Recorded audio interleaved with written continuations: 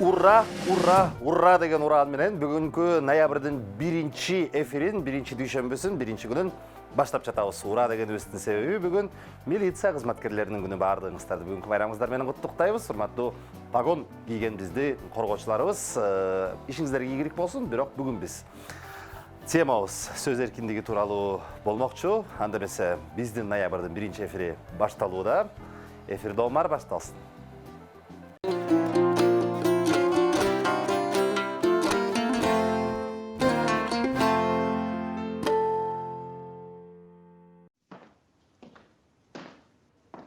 Чыңгыз, жакшы клип тартыш керек. Омар байке, ал проблема эмес. Жакшы клип тартыш үчүн TikToктун элементтерин колдонуш керек. Ал үчүн сиз ойгонушуңуз керек. Кандай? Ойгонушуңуз керек. TikTok.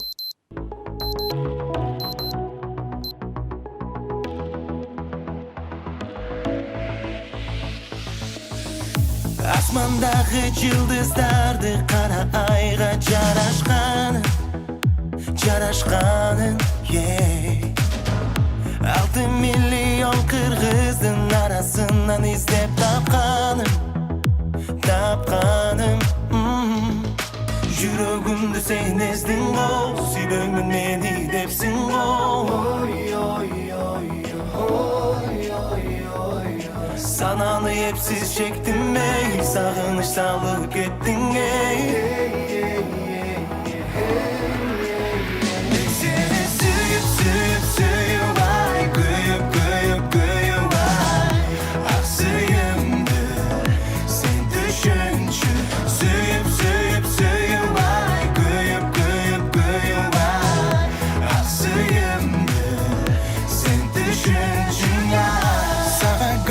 Кандай сезилет бүт дүйнө туштарабын байкагын эй.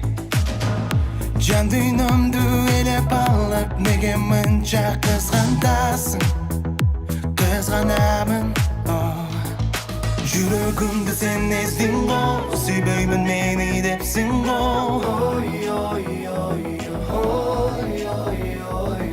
Сананы эпсиз чектим эй, сагыныч салып кеттиң эй. Сени сүйүп ай, күйүп ай. Ак сүйүмдү сен түшүнчү.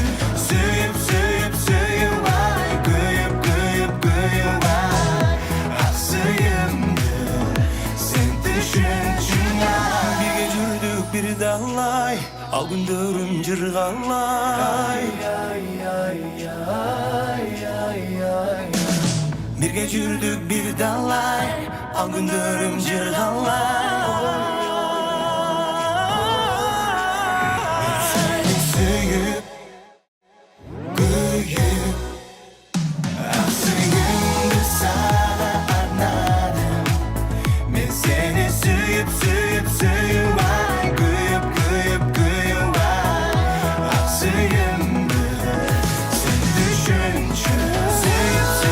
Сүйүп ай, күйүп ай. Ак сүйүмдү сен түшүнчү. Сүйүп ай, күйүп ай. Ак сүйүмдү сен түшүнчү. Кечтин кезекчиси Эркин Рыскулбеков. Ошентип, күздүн ноябры дагы акырындап өзүнүн укугуна кирип отурат. Мүмкүнчүлүк менен пайдаланып баардыгыңыздарга дагы ийгиликтүү аптанын башталышын каалоого уруксат этиңиздер. Биз болсо бүгүн студиябызга жаңачылган Тескеп долбоорунун координаторун Айжан Алымсейитованы чакырдык. Айжан, саламатсызбы? Кош келдиңиз. Саламатсызбы? Айжан, Тескеп долбоору бул өзү эмне долбоор? Жакында эле менин билишимче бет ачары өттү. Анан кийин ушул долбоор тууралуу айтып берсеңиз, мындай жалпы маалымат. Бул долбоор Темиров Лайф командасы менен уюштурулган проект, долбоор. Бул жакта болсо ачык маалыматтар дагы болгон бардык маалыматтар бир сайтка топтодук. Бул неге жардам берет? Бул бизнеске, массалык маалымат каражаттарына, ошондой эле общественный деятельдерге, коомдук ишмерлерге өз жардамын берет. Анткени ар бир адам ишкер келишим түзүүдө ким менен иштешерин билиш керек. Анан бул сайт аркылуу кирип 5 мүнөттүн ичинде бул эмне деген киши болду экен, же болбосо эмне деген компания болду экен, бүт маалыматты топтой алат, өзүнүн убактысын үнөмдөйт. Ошондой эле ресурс буга көп кетирбейт. Анткени кээ бир компанияларда бул башка кишилер тууралуу маалымат топтоо үчүн бир кишини алышат. Бул болсо болгону бир жолу сайтка мисалы акча төлөп коет. Анан ар калган киши кирип маалымат топтоп керектүү маалыматты ошо алат бир сайттан. Силер уюмдар жөнүндө Кыргызстандагы мекемелер тууралуу, кандайдыр бир коомдук ишмерлер, саясатчылар, белгилүү инсандар тууралуу маалыматтын баардыгын ошол тескептин ичине топтодуңуздар. Ооба. Ошол эле 3,5 миллион киши шайлоого катышкан тизме сайтынан алынган маалыматтар, ошондой эле Юстиция министрлигинде катталган мекемелер тууралуу маалыматтар. Мисалы үчүн мен тууралуу азыр маалымат ачсак таап бере аласыздарбы? Ооба, сиздин кайсыл уик, тик, сиздин адресиңиз, ошондой эле компанияңыз бар болсо, компанияңыз тууралуу налог төлөйсүзбү, төлөбөйсүзбү, канча налог төлөгөнсүз, ошол маалыматты биле алабыз. Мындай чет мамлекеттерде атайын уюмдар бар да, мындай коомдук ишмерлерге, саясатчыларга мындай компромат чогултуп, ошону топтоп бир жерге чогулта турганчы, ошол сыяктуу маалыматтар барбы же бунун баардыгы эле мындай ачык маалыматтарбы? Ал дагы биздин пландарыбызда бар, экспресс анализ топтоо. Ал болсо бир мисалы сиз бизге айтасыз, мени бул белгилүү бир компания кызыктырат, ушул тууралуу экспресс анализ кылып бериңиз деп ошондой услугаларда болот сайттын ичинде. Ал болсо мындан тышкары да бир дополнительный услуга болот. Аны атайын бир иликтөө кылып берет экенсиздер. Ооба, биздин аналитиктер болот, ошолор болгон кызыктуу маалыматтарды топтоп бере алат. Мисалы үчүн ушул маалыматтарды чогулттуңуздар, канча мындай сан менен айта турган болсок, канча бир мегабайтпы, гигабайтпы маалымат бар азыр тескептин ичинде? Аны программист айтып бере алса керек, бирок сан боюнча билем, ошо 3,5 миллион киши шайлоого катышкан тизме сайтынан алынган, ошондой эле 148 000 компания тууралуу маалымат бар. 148 000 компания тууралуу маалымат. Бул маалыматтардын баары эле ачык булактардагы маалыматтар да? Ооба, ачык маалымат деле алынган, бирок көбү билбейт экен. Биз бул проектти ишке ашырардын алдында потенциалдуу кардарларды менен интервью жүргүзгөнбүз. Мындай сайттар менен колдонобу, башкалар менен иш жүргүзөрдүн алдында кантип алар тууралуу маалымат топтору тууралуу алар көп айтты, тааныштарыбыздан эмне сурайбыз, бул менен иштешсе болобу, болбойбу деп. Бизге аларга айтсак, ушундай сайттар бар, ачык маалыматтар бар десек, билишпейт экен. Демек, биздин сайтыбыз ошондой эле ачык маалымат булактары бар экенине жайылышына дагы салымын кошот. Мындайча айтканда Teskep KG, teskep.com. Teskep.com. Teskep.com мындай ачык булактагы маалыматтардын баардыгын мындай эле бир арага келтирип койгондо өзү. Ооба. Мындай өтө жашыруун деле маалымат издебейсиң да? Жок, жашыруун эмес, баардыгы эле ачык маалыматтар. Мен мисалы үчүн билбейм, бир Асанов Үсөн деп коеюнчу. Асанов Үсөн жөнүндө маалымат издегим келсе, Teskep жок деле өзүм Тизмеговдон кирип, Минюстун, башка жердин ачык маалыматтарынан аны чогултуп алсам болот да. Албетте болот. Силердин өзгөчөлүгүңөр эмнеде? Сиз ошол маалыматты топтош үчүн сизде 2-3 саат кетет дейли. Ар бир сайттын өзүнүн кандай десем, ал сайтты туура колдонгонун дагы билиш керек да. Жөн эле кирип колдоно албайсың. Анткени биз Темиров Лайф иликтөө жүргүзүүдө сайт байкап турабыз, улам сайын өзгөрүп турат да, акта маалымат издөө үчүн. Анан жөнөкөй жаран аны түшүнүп, аны карап, регистрация кылгыча бир күнү кетип калышы мүмкүн да, Асанов Үсөн тууралуу маалымат топтош үчүн. Биздин сайтка болсо кирет, жөн эле регистрация кылат, бир мүнөттүн ичинде, анан издөө жагына жазат Асанов Үсөн деп. Анан ал тууралуу бардык ачык маалыматтарда болгон маалымат чыгып калат. Демек, ошо айткандай эле убактысын үнөмдөйт. А бул базаны түзүүдө сиздер ошол эле Минюстун, ошол эле Борбордук шайлоо комиссиясынын уруксатын алдыңыздарбы? Алардын маалыматын Биз колдонуу үчүн. юристтер менен сүйлөшкөнбүз. Бул маалымат ачык болгон үчүн биз бул маалыматты топтогондо бир кандай десем, эч бир законду Мыйзам бузулган мыйзам бузуу жок. Бирок кандай десем, силер ал сайтка киришти сатасыздар. Бул акылуу. Ооба, азырынча бирок бекер эле кирип регистрация кылып колдонсо болот. Анткени азыр биз жаңы эле бул сайтты ачтык. Бизге азыр биздин колдонуучулардын кандай десем, алардан обратный связь алыш керекпиз. Кандай жактарыбызда дагы эмнени кошушубуз керек, эмнени дагы жакшыртышыбыз керек. Анан ошондон кийин бардыгын жакшыртып, жакшы уровеньге жеткизгенде, уже 1-2 айдан кийин буюрса баарын кылып бүтсөк, ооба, платный болот услуга. А канча болот? Ошо биз Бир айга подписка мисалы үчүн. бир айга биз аны азырынча айта албайбыз, анткени колдонуучулардын обратный связь алабыз, аларга сурайбыз кайсыл кандай баа аларга ыңгайлуу болот. Ар бир колдонуучуга өз баасы болот. Мисалы, банктагы иштегендерге өзүнчө баа, журналисттерге өзүнчө, юристтерге өзүнчө. Анткени ар бир колдонуучуга ар башка маалымат керек болушу мүмкүн. Анан ошого жараша бааны, маалыматтарды беребиз. Биздин кыскача сюжетибиз бар экен, кайра студиябызга кайтып келебиз.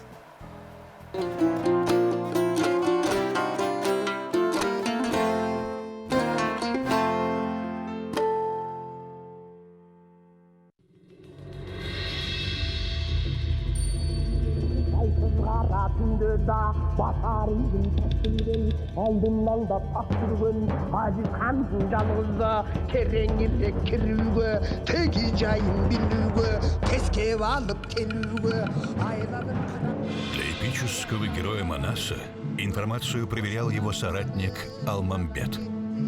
Долгими месяцами, ездя по стране и за его пределами, на основе добытых им материалов Манас принимал решения. С появлением письменности вся информация стала собираться на бумаге. Чтобы принять решение, люди тратили дни, чтобы найти интересующие нас данные. В век компьютеризации информация начала храниться в электронном виде. Процесс сократился до нескольких часов поиска в интернете. Tezkep сделал этот процесс еще быстрее. Мы объединили все открытые источники. Вам достаточно ввести название компании или фамилию, имя. И за несколько минут Tezkep соберет данные из разных баз данных министерств и ведомств и негосударственных организаций. Адреса, телефоны, даты рождения, прибыль, дохода, отчисления, победы в тендерах, лицензии, связи между людьми и компаниями и многое другое. И это только начало. Также мы предлагаем для наших клиентов экспресс-анализ. По вашему запросу наши аналитики соберут еще больше информации по базам данных за рубежом, социальных сетей и других источников. Tezkep – это единый сервис с удобной системой поиска, доступный каждому. При помощи Tezkep пользователи могут с легкостью проводить проверки потенциальных деловых партнеров, просчитывать риски, расследовать коррупцию и аффилированность людей и компаний. Tezkep – быстро, удобно, надежно. Доверяй, но проверяй.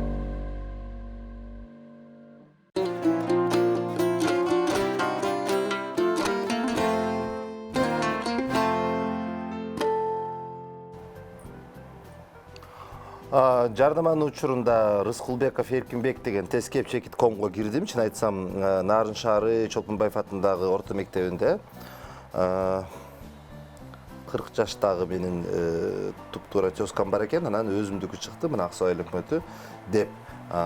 Бирок азырынча базада тизме Gov'тон гана чыгып атты,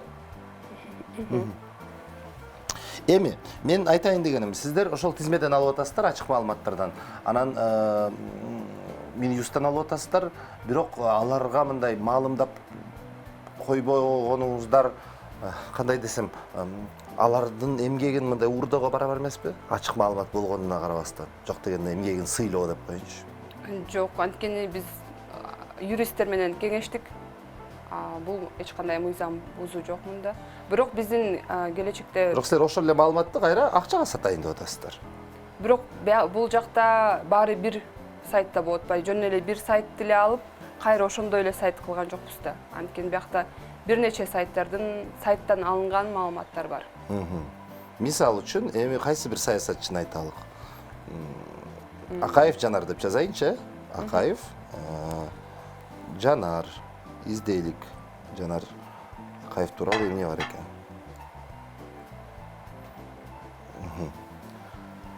Канча иштедиңиздер муну мындай толук эмеге келтирүү үчүн? Бул негизи Темиров Лайфта эле бул Болот Темировдо идея пайда болгон экен. Айтымы боюнча 2 жыл мурун эле, 2 жыл мурун. Буну биздин ошо журналисттерибиз, иликтөөчүлөрүбүз 1 жыл ичинде колдонуп келе жатат. Биздин иликтөөчүлөрүбүз 1 жыл ичинде колдонду. Ал жакта өзүбүздүкү SQLite деген программа болчу, сайт. Ошол жакта колдонуп, дагы жакшыртып, ушундай Тескеп деген сайтты азырынча даярдадык. Демек, 1 жыл ичинде иштеп келе атабыз.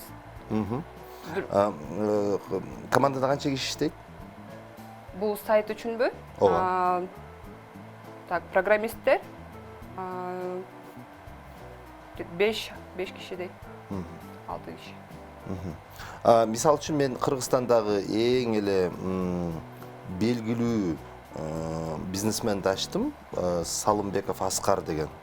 Анан сиздерде Осо Дордой Моторс, торговый дом Дордой Плаза, Дордой Энерджи, Дордой Тревел, Крымско-японский центр по подготовке специалистов, Осо Айрхашка, Союз кооперативов сельскохозяйственных производителей, Алато Кенч, Альфа Альянс, фонд Аскара Салымбекова деп баардык маалымат чыкты, эми өзүнө тийиштүү болгон. Бул Аскар Салымбековго 5 баракча жумшаптырсыңыздар. Сайт азырынча иштейт экен. Менин текшерүүм боюнча бул баягы башка маалыматтар боюнча алып аттык. Эми бирок бизге баарыбызга маалым да, мисалы үчүн сиз дагы иликтөөчү журналистсиз, анан биздин кесипте мындай да, бир инсанды текшерейин десек, ал инсан мындай расмий өткөн эмес да, баягы. Минюстан деле каттоос эле болбосо, эми ЦИКта калган өзүнүн бизнесинин көбүн бир туугандарына каттатып койгон да. Ушул маселени кантип чечүү жолдору бар? Балким бир туугандары баарына мындай ветканы дагы көрсөтүп бересиздерби? Ооба, ошол сайтта туугандарына болгон байланыштарын дагы таап берүү дагы биздин пландарыбызда. Андан тышкары экспресс анализ кылсак болот. Мисалы, официалдуу барактарда жок деп атпайсызбы? Экспресс анализ кылып, биздин аналитиктер бүт болгон маалыматтарды таап берүүгө мүмкүнчүлүк бар да. Алар официалдуу жакта жок болсо дагы биздин мисалы журналисттер көбүнчө анын баарын баарын да айта албайсың да, кандай таап беришет. Ошо иш кылса экспресс анализ болот, ошол аркылуу бүт маалыматты таап берсе болот. Өзүнүн атайын ыкмалары бар, ыкмалары бар, ооба. Бул көйгөйдү да чечсе болот.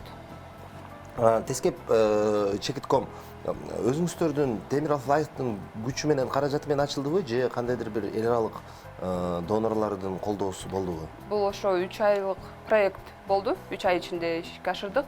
Медиа диалогдун жардамы менен. Медиа диалог бул Интерньюстун долбоору? Жок, медиа диалог бул өзүнчө. Медиа диалог Кыргызстандагы грант берүүчү долбоор. Журналисттерге жардам берет, коомдук ишмерлерге жардам берет. Бул башкача айтканда мындай гранттын колдоосу менен келген долбоорлордун бири экен, Ооба. Ушуну кылбай эле койбойсуңарбы? Баарын изилдеп, эмне кажети бар деп мындай кайрылгандар болдубу? Жок, тескеринче баары бизди колдошту. Ушундай сайт ачканыңарга аябай кубанып атабыз. Анткени бул бизнеске эле жардам эмес, социалдык маанилүүлүгү дагы бар. Журналисттерге дагы иликтөөлөрдү жүргүзүүгө жардам берет. Көбүнчө журналисттер бизди колдоду. Ошондой эле социалдык ишмерлер, коомдук ишмерлер көбүнчө бизди колдоду. Салык боюнча маалыматы, канчалык мүлк катталгандыгы декларациясындагы киргизилгенбиз тескеп. Декларация эми киргизилип жатат азыркы учурда. Кимдин канча үйү бар, кимге канча батир катталган жана башка. Азырынча ал сайтта жок, бирок киргизип атат биздин. Мисалы үчүн мен өзүм жөнүндө издеп көрдүм. Мен тууралуу жалгыз гана кайсыл территориалдык аймакка жазылганым бар экен. Мисалы үчүн канча үйлөрүм деле көп эмес, бирок үйүм кайсы жерде жайгашкан жана башка деген маалыматтар. Балким бул дагы пайдалуураак болмокпу дейм. Ооба, бул биздики азыр кандай десем, сырой эле пока что 20 эле база бар. Бирок биз 60 база киргизүүнү пландаштырып жатабыз. Ошол жарым жылдын ичинде же болбосо 2-3 айдын ичинде бардык маалыматтарды киргизебиз. Айжан, дүйнө жүзүндө мындай аналогтор барбы? Кайсыл мамлекеттин кайсыл тажрыйбасына таянып жазадыңыздар? Албетте бар. Россияда 5-6-дан ашуун бар болсо керек. Казакстанда 3-4 ушундай биздин сайтка окшогон бар. А Кыргызстанда болсо бул биздинки болсо эң биринчи болуп. Мен себеби банктардын ортосундагы жана ишенимди билем да. Ишеним деген атайын база бар. Внутренний. Кредиторлор боюнча. Анан кайсыл банк ошол ишенимге, мисалы үчүн мен атымды киргизсе, кайсыл банктан кайсы убакта кредит алганым, кайсы жерде просрочка болгонум, кайсы жерде төлөгөнүм, төлөбөй койгонум баардыгы чыгат да маалымат. Бул баягы банктын ичиндеги өз ара процесс Кыргызстанда. Ооба. Бул биздики болсо, ошо бардыгы банктардагы чакырдык биздин бет ачарга. Алар дагы кызыктар болду, ошо колдонобуз деп айтышты. Демек, бул сайтта колдонуучулар көп болот деп ишенебиз. Сайттын келечеги кең. Баса кредиттер боюнча деле киргизип койсо болчу да экен, э? Ооба, алар менен дагы сүйлөшүп, буйруса дагы жакшыртып кеңейтип. Бирок бул жерден мыйзамды дагы эске алыш керек, себеби мисалы үчүн кимдин канча банкка карызы бар, кредити бар, бул деген жеке маалымат да, бул жашыруун маалымат. Аны дагы коомчулукка таркатып жиберүү сиздердин тобуңузга да залакасын тийгизбесе деп. Ал мисалы банктар үчүн эле болушу мүмкүн. Ал банктар баары бир колдонушат ал ички маалыматты. Мисалы башка жарандар үчүн, башка сектордо иштеген кишилер үчүн ал маалымат ачык болбойт. Ошондой сыяктуу рисктерди алдын алса болот да. Биздин жардамыбыз бар экен. Кайра кайтып келебиз студиябызга. Реклама. Кечтин кезекчиси Эркин Рыскулбеков. Teskep.com долбоору, тагыраак айтканда сайты кирип кызык болсо өзүңүздөрдүн атыңыздарды кирип текшерип көрсөңүздөр болот. Азырынча тиркеме акысыз, баса тиркеме демекчи. Айжан, жалгыз гана сайтпы же мобилдик тиркемеси дагы барбы? Мобилдик тиркемеси азырынча жок, сайт болгону. Буйруса, балким эмдиги жылы тиркемесин дагы чыгарабыз. Кадимки эле Google Play, Apple Store'дон кирип. Ооба. Бирок азырынча пландарда жок, бирок кылыш керек. Идея. Ооба. Команда кайта баргыла. Ооба. Түбү бирден идея, тиркеме кылгыла деп төлөп жүрүштү деп. Ооба, сиз айткан идеялардан эле отуруп программистке жазып айтам. Эми идея демекчи, сиз бүгүнкү күнгө чейин азыр ушу долбоорду иштеп атасыз, бирок Темиров Радиода дагы иликтөөчү журналист катары иштегенсиз. Деги эле иликтөөчү журналистикалык кесип канчалык мындай оңой эмес Кыргызстанда? Кыргызстанда оңой эмес, анткени бизде башка өлкөлөргө салыштырмалуу, мисалы Казакстан, ошол эле Казакстан, Россияга салыштырмалуу бизде ачык базалар аз, ачык маалыматтар, булактар азыраак да. Ошондой эле азыр жаңы законопроектти көтөрүп атышат депутаттар.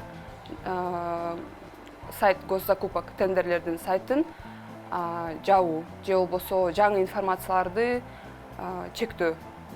Биз демек көбүнчө иликтөөлөрүбүздү калбай калабыз, анткени ал жакта көп маалымат бар, тендерге ким катышкан, кандай сумма. Ошол сайттын маалыматтарын чектөөгө, эгерде ошол законопроект кабыл алынса, билбейм канчалык биздин жумушубуз бир топ эле оролойт го. Эмне себептен анын жабабы уктап атат? Өздөрүнүн кызыкчылыгы Жок, бар да. башка бир справка обоснованиясы бар да, коопсуздук жана башка деген. Кайсыл себепти айтып атышат? Анысын иликтеп окуп аптырмын. Болгону ошол сайтты тескеп жөнүндө сүйлөшүп атканда ошо Болот Темиров айтып жаткан, ушундай законопроект көтөрүлүп атыптыр. Кандай болот, эмне кылабыз деп ошол маалда эле сүйлөшүп, ал эмне кайсы законопроектке, кайсы причинага таянып атканын азырынча билбейм.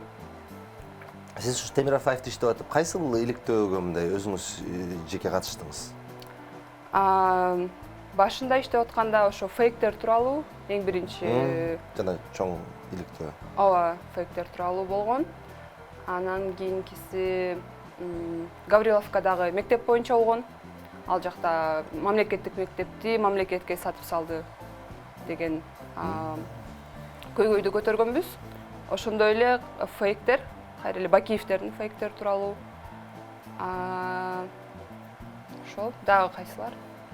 Ошолор мен Үйдөгүлөрүндө каршы болгон жокпу? Иштебей, иликтөөчү журналистика бул кооптуу, мына сабап кетип атат, дегенсин тиги уруп кетип атат деп. жок, иштебе деп айтышпайт, бирок айтышат мындай абайлап жүр, кечинде жагыз баспа, ушундай. Бирок иштебе деп айта алышпайт, анткени көрүп атышат бул жумуштун коомго болгон пайдасын. Ошондуктан антип айта алышпайт. Болгону сак бол дешет. Следствие вышло само на себя деген бир тамаша бар эле го илгери Советтер Союзунда. Анысы кандай мындай иликтөөнүн учурунда кандайдыр бир сиз сыйлап жүргөн тааныш инсандардын дагы мындай башка жактары чыгып калган учурлар болдубу? Ушул инсан ушундай беле деген. Албетте болот. Анан команданын ичинде сүйлөшүп айтабыз. Билесиңби ушундай экен көрсө деп ошо анан команданын ичинде эле калат. Аны айта албайсың эч кимге. Анткени иликтөөнүн учурунда болгон көп маалыматтар сен команданын ичинде эле калыш керек. Ошо. Бул менин кошунам, бул дагы башка дегендер. Андайларды жок айтпайбыз. Команданын ичинде эле максимум. Команда демекчи канча азыр бул Темиров Лайфта?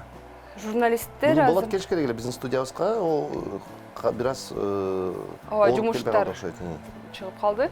Ошо бизде азыр 3 иликтөөчү журналист, эң башкысы Болот Темиров, Актилек Капаров жана Тыныстан Асыпбеков. Ошол үчөө иликтөөлөрдү жүргүзүп турат көбүнчө. Мен азыр иликтөөлөргө көп катышпай калдым. Ошо. Анан ошол эле операторлор, монтажерлор. Жана иликтөөгө эмнеге катышпай калдыңыз? Анткени мен башка ошо проекттер менен иштөөгө өттүм. Анткени бул проекттерди бирөө координировать этип туруш керек. Бул дагы менеджерлик жумуш, ооба, бул ишти дагы бирөө жүргүзүш керек. Ошо анан кийин мен бул жумушту ичинен билгенден жакшы түшүнгөн үчүн ушул жумушту мен колума тапшырышты. Айжан, сиз экөөбүз бир университеттин бир факультетинин бир бөлүмүнүн бүтүрүүчүлөрү экенбиз. Мына бүгүн бирип отурабыз. Анан биздин бөлүмүбүз өтө мындай журналистикага түзмө-түз тиешеси жок.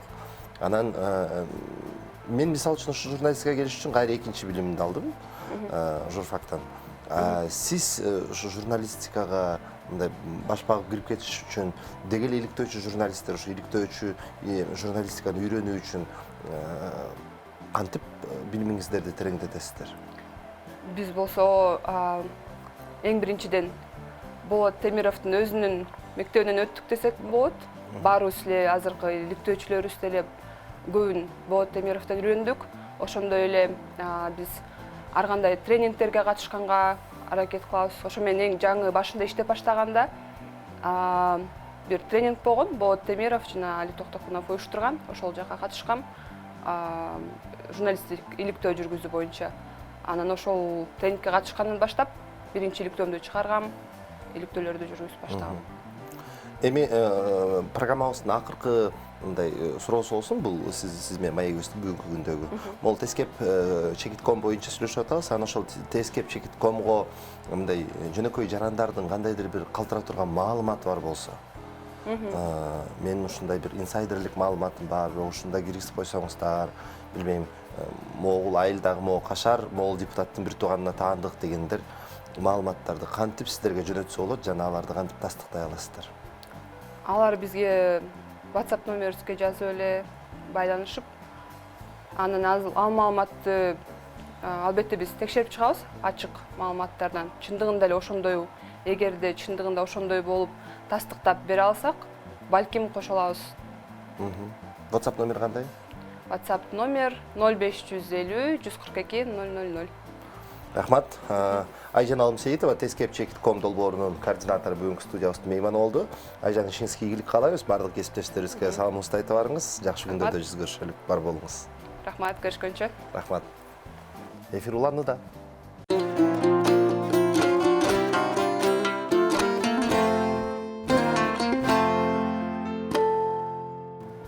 Иш күндүн кечи уланууда бүгүнкү дүйшөмбүнүн экинчи мейманы Академия Роста инновациялык билим берүү борборунун мүдүрү Сайкал Асылбекова. Сайкал айым ошондой эле биз франчайз консалтинг компаниясынын түзүүчүлөрүнүн бири болот. Кутман күн, Сайкал айым, сизди көрүп турганыма кубанычтамын. Саламатсыздарбы. Эми алгач Академия Ростадан баштайлык. Мындан 3-4 жыл мурун Бишкекте Академия Роста деген жарнактарды көп көрүп, жарнамаларды көп көрүп, анан жана менталдык арифметика жана башка курстарга мындай көп чакыруулар үндөлгөндө, анан бирок акыркы убактарда ал жарнамалар азайып калды. Себеби эмнеде? Жарнамага муктаж болбой калдыңыздарбы? Балдар көп келип баштадыбы? Же бул ковид өзүнүн пандемия өзүнүн кандайдыр бир эрежелерин айтып койдубу? Азыр баягы ар бир компания башында жаңы киргенде комплекстүү абдан катуу маркетингди баштайт эмеспи. Анан ал убакта дагы ошондой болгон, бизде баягы офлайн маркетинг, онлайн маркетинг көп болгон. Азыр деле иштеп жатабыз, бирок пандемия дагы бизге таасир этти. Кээ областтагы борборлор жабылганга туш келди, бирок бардык тармак баягы сетиттин баарын алып карасак, ийгиликтүү эле баягы пандемиядан өтүп кеттик, дагы мурдакы деңгээлибизге кайра келип ишти жүргүзүп атабыз да. Бардыгы тең эле сонун, бардыгы мыкты болуп атат деп эле айткандан алысмын. Азыр бардыгы эле бизнестер билим тармагы эле эмес, көп тармактагылар жакшы эле баягы тоскоолдорго учурашты. Бирок антикризистик пландар менен жана башка пландар менен иштеп жатабыз. Азыркы учурда онлайн реклама көбүрөөк. Академия Роста бул баягы билим балдарга, мектеп окуучуларына, өспүрүм балдарга кандайдыр бир кошумча билим курстарын, кайсы курстар? Менталдык арифметикадан башка. Мен ушу менталдык арифметиканы жакшы билип калыптырмын да. Академия Роста деле десе менталдык арифметика деп ойлошот бардыгы, ассоциация болуп калган да. Ооба. Андан тышкары бизде ылдам окуу ыкмасы, скорочтение, тез окуу. Мектепке даярдоочу курстар, ОРТга даярдоочу курстар, Безмун деген жаңы курс чыгып атат. Анан чет элдик тилдер бар бизде. Репетиторство дагы бар. Бул ошо мектептеги негизги билим берүү программасына жардамчы боло турган кошумча билим берүү программалардан. Азыр канча бала бар жалпы Кыргызстан боюнча Академия Ростанын тармактарында? Азыр Кыргызстан боюнча 40ка жакын борбор бар. 7 областта иштеп жатышат. Ар бир борбордо 100-түн тегерегинде бала окушу мүмкүн. Андан тышкары мектептер менен да өнөктөш кылып, алардын аянтчасында окутабыз. Ошону менен багы окуучулардын саны көп эле. Бир 4-5 миңдин тегерегинде окуучулар бер жагында Академия Ростада окуп атыптыр. Бирок бул Кыргызстан боюнча эле. Академия Роста мен билгенден өлкө сыртына да чыккан. Андан тышкары бизде Москвада бар, Узбекистанда, Таджикистанда жана Афганистанда партнерлорубуз бар. Алар дагы биздин программаларды иштетишип, ошол окуучуларды окутушат.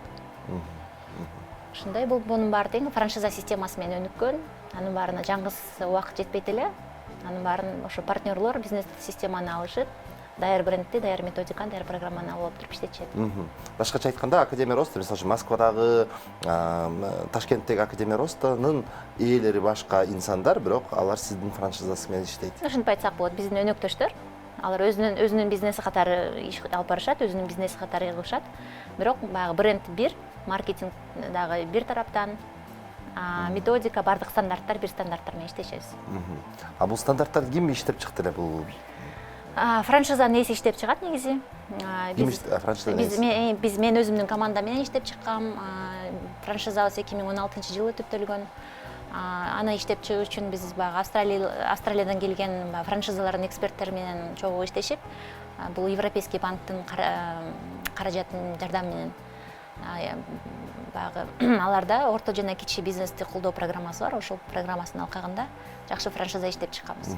Программабыздын экинчи бөлүгүндө ушу франшизалар жөнүндө сөз кылалык, бирок азыр ошол билим тармагында бул ар бир келген кризис жалгыз гана кандайдыр бир мүчөлүштүктөрдү алып келбестен жаңы ыкмаларды, жаңы мүмкүнчүлүктөргө дагы жол ачат.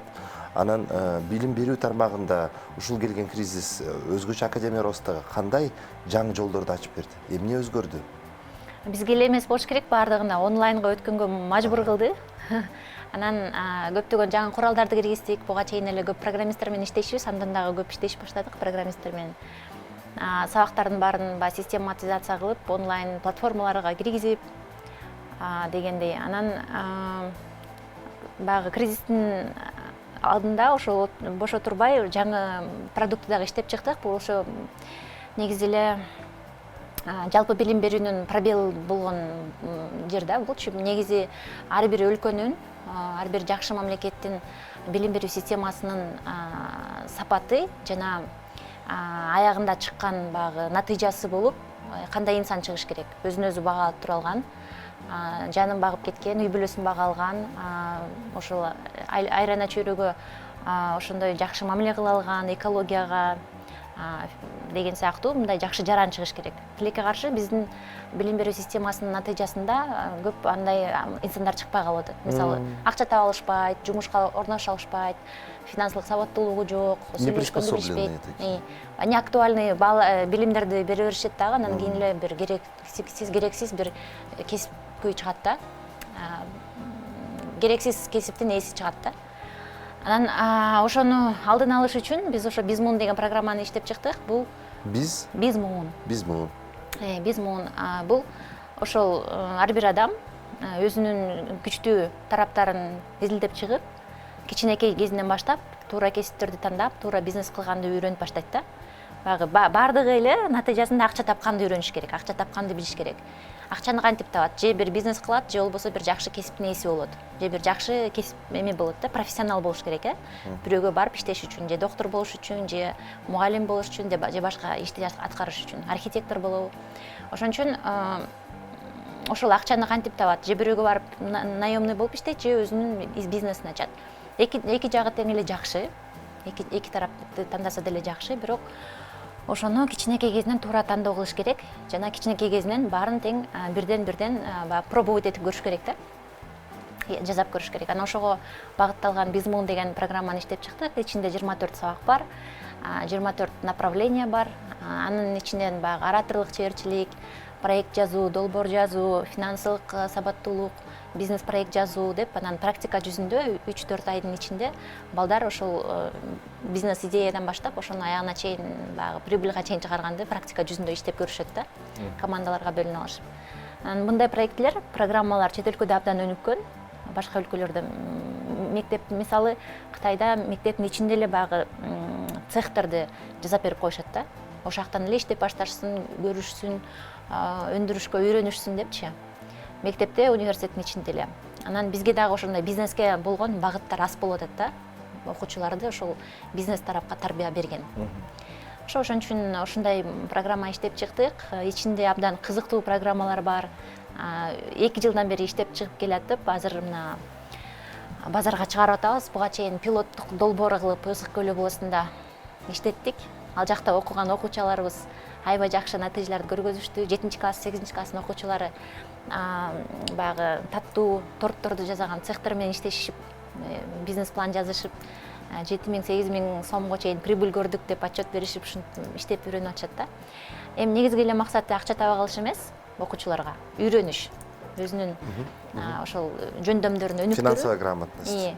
Анан бюджетти түзгөндү үйрөнүү, өзүнүн идеясын презентация кылганды үйрөнүү, инвесторлор менен сүйлөшкөндү үйрөнүү, маркетингдин башталыштарын, сатуунун баш эмелерин үйрөнүшөт да, кантип сатыш керек туура деген. Бирок баягы классикалык билим берүү системасында иштеген инсандар деги эле ошонун өкүлдөрү мындай программаларды сайкал, мындай программаларга мындай доо коёт да, ушундай программалар келип, анан окуучулар мындай негизги программадан баш тартып, ошол эле физика, химия, алгебра жана башка сабактардан баш тартып ушул программага өтүп кетип атат.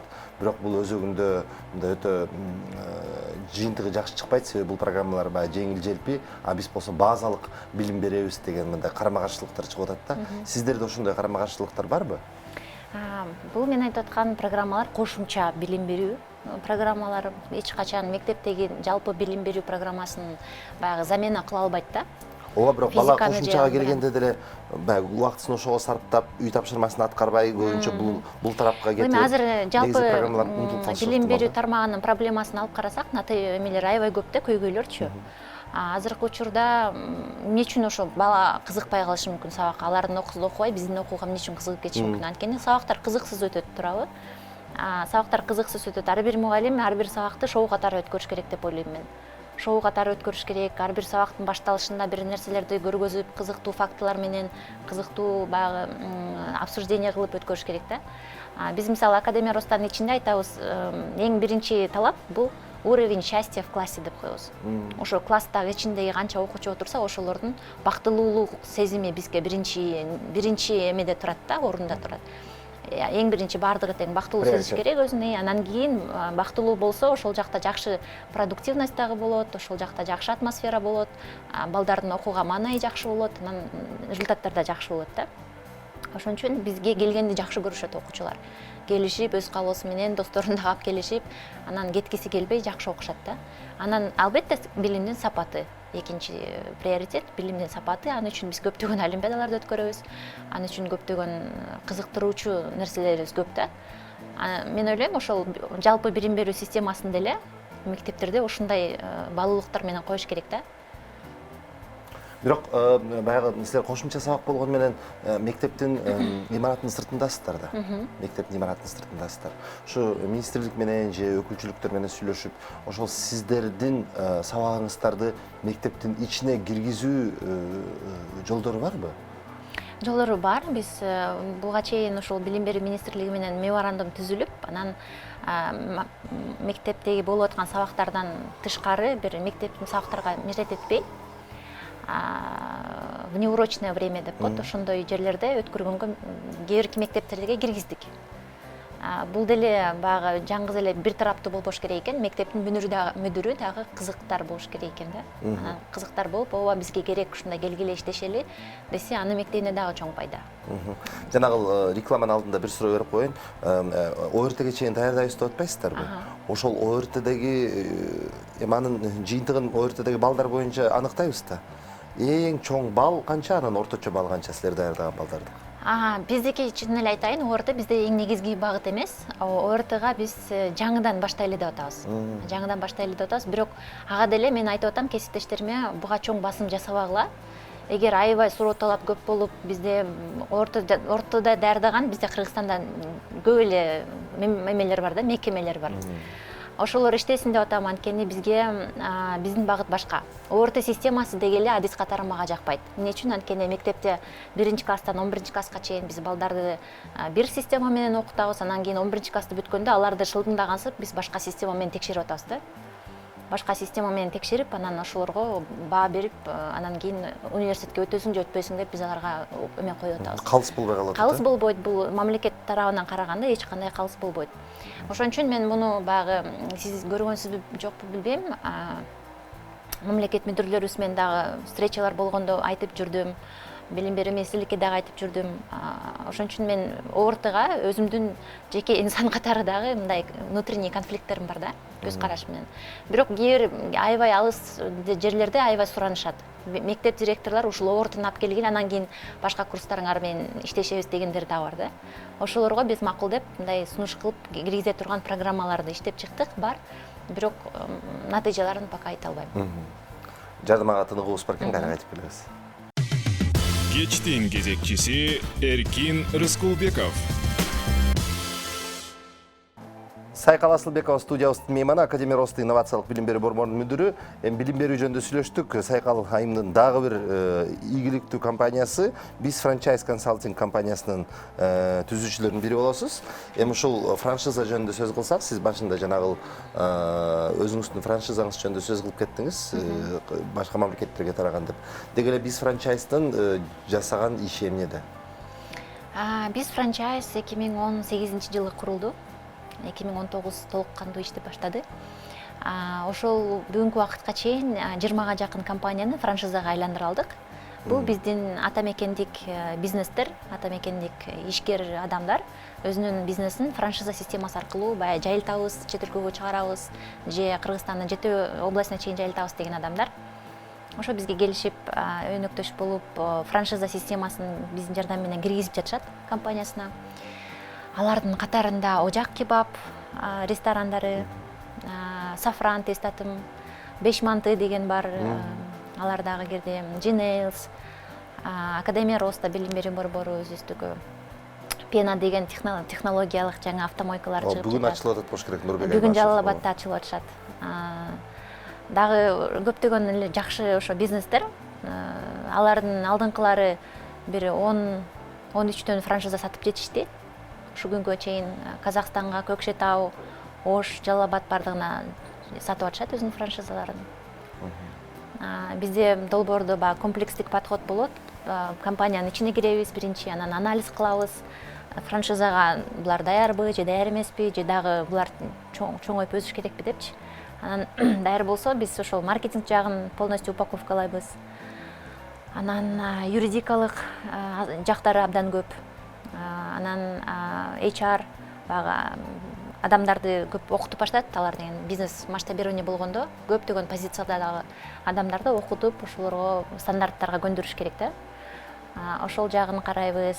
Операциондук процедуралар бага өзүнүн күнүмдүк бизнестин ичинде жүрүп аткан иш чаралардын баары тең китепче болуп жазылып чыгат да, китепке түшүп стандарт болуп. Финансылык моделдер түзүлөт. Ошентип бир чоң китеп мыйзам жазылат деген сыяктуу айтсак дагы болот да. Ошол компаниянын өзүнүн мыйзамдары, финансылык тармактагы, маркетинг тармактагы, өзүнүн продукциясы тармагындагы бардык жазылып, анан китепчелер чыгат. Руководство для франчайзи деген бар, руководство для франчайзера чыгат өзүнчө. Ошолор даяр болуп, бүт бардыгы тастыкталгандан кийин баягы бизнес эле копия кылып алып эле башка региондорго баягы жайылтса болот да. Анан каалаган адамдар келип, ошол компаниянын франшизасын алып, өзүнүн өлкөсүнө алып барып, өзүнүн районуна алып барып ача берсе болот. Бир ийгиликтүү иштеп аткан компания өзүнүн компаниясын франшизага айлантыш үчүн канча убакыт талап кылынат? Орточо. Бир компанияга 1-3 айдын тегерегинде жарым жылга чейин дагы созулуп кетиши мүмкүн долбоор. Бирок бир 2,5-3 айда жасап чыкса болот франшизаны. Франшизанын баасын сиз аныктап бересизби же франшиза ээси өзү аныктап алабы? Бул жерде маркетинг изилдөө жүргүзүлөт.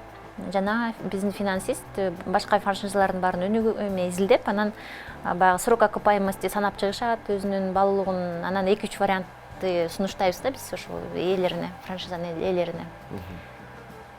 Же жөн эле франшизасын сатат, же болбосо өнөктөш болуп кирет, ыкмалар. Ошол бардык финансылык аны көптөгөн комбинациялары көп да.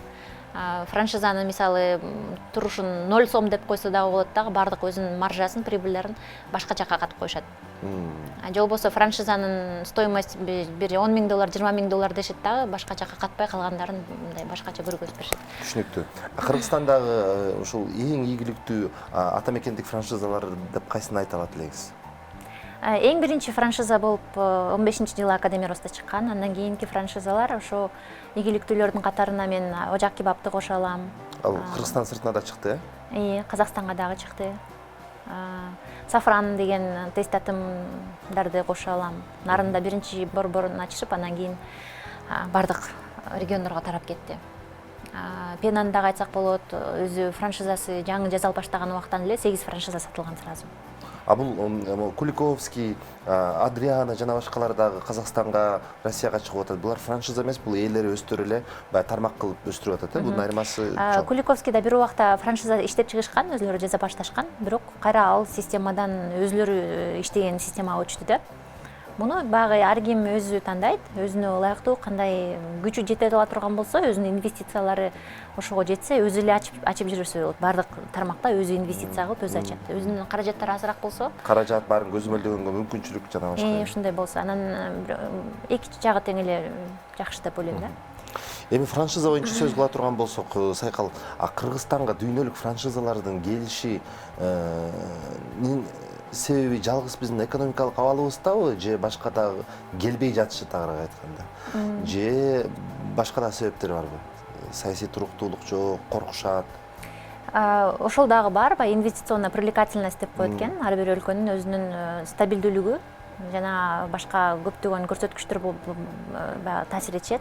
Биринчиден, экинчиден ойлойм, инвесторлордон дагы, бул жака тартчу адамдардан дагы, алардын өзүнүн сүйлөшүүлөрдү алып барачу өзүнүн немелери керек, мисалы навыктары керек. Starbucks'та деле биз жазып көрдүк, мисалы алар бизден айтышты, сунуштарды бергиле, карап көрөбүз дейишпи. Кандай сунуш кылсаң ошого жараша да. Бирок Макдональдс, Starbucks'тарды Казакстан мастер франшиза алыптыр деп уктук биз.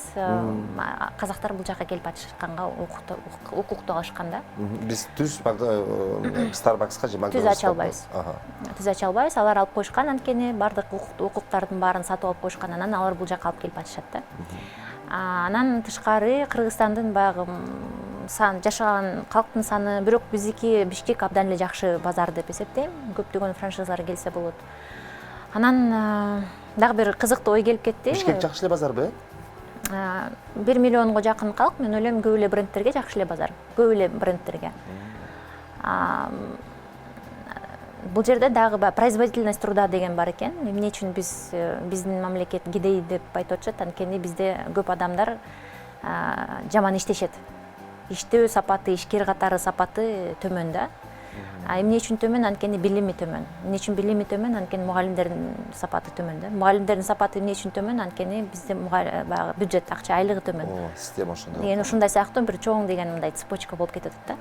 Ошон үчүн инвесторлордун деле биздин баягы ошол франшизаны сатып алып келем деген бул жака кызыктар болуп аткан адамдарыбыз колунда мүмкүн акчасы бар, бирок ошону алып келе турган куралдары жок да. Билими жок же дагы башка нерсеси жок. Анткени көп эле адамдар франшизаны мисалы сатып атканда өзлөрүнө портрет түзүшөт. Менин партнерым кандай болуш керек деген.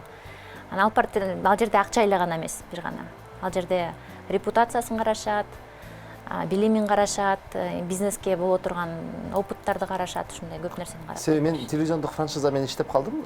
Өзүңүзгө маалым болгондой, Sony Pictures'тын Кто хочет стать миллионером деген долбоору франшиза менен Кыргызстанга келип иштеп калдык, бирок сөздүн ачыгы ал долбоордун мындан ары улантып албай калышыбыздын себеби биз франшизага акчабыз да жетпей калды. Жылына төлөп турууга, анан производство передачи обходится дорого, себеби франшизанын өзүнүн талаптары бар.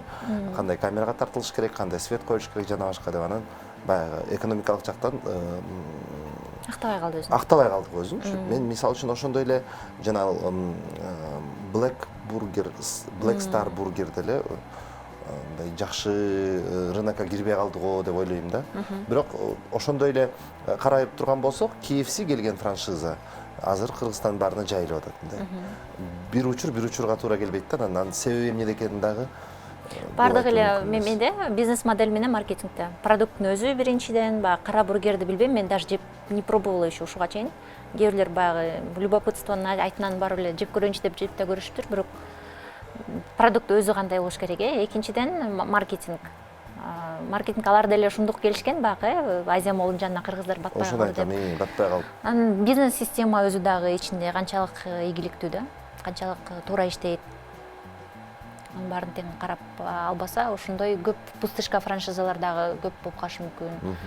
Ошон үчүн карап, экономикалык анализ кылып, бардыгын тең төлөмдөрдүн баарын, анан франшиза сатып алган адамдардан барып отзыв алып ошолорду текшериш керек да. Сен баланчанчы бирдин франшизасын алып турсаң, поделись опытом деп сураса, бардыгы эле азыр айтып берет го деп ойлойм.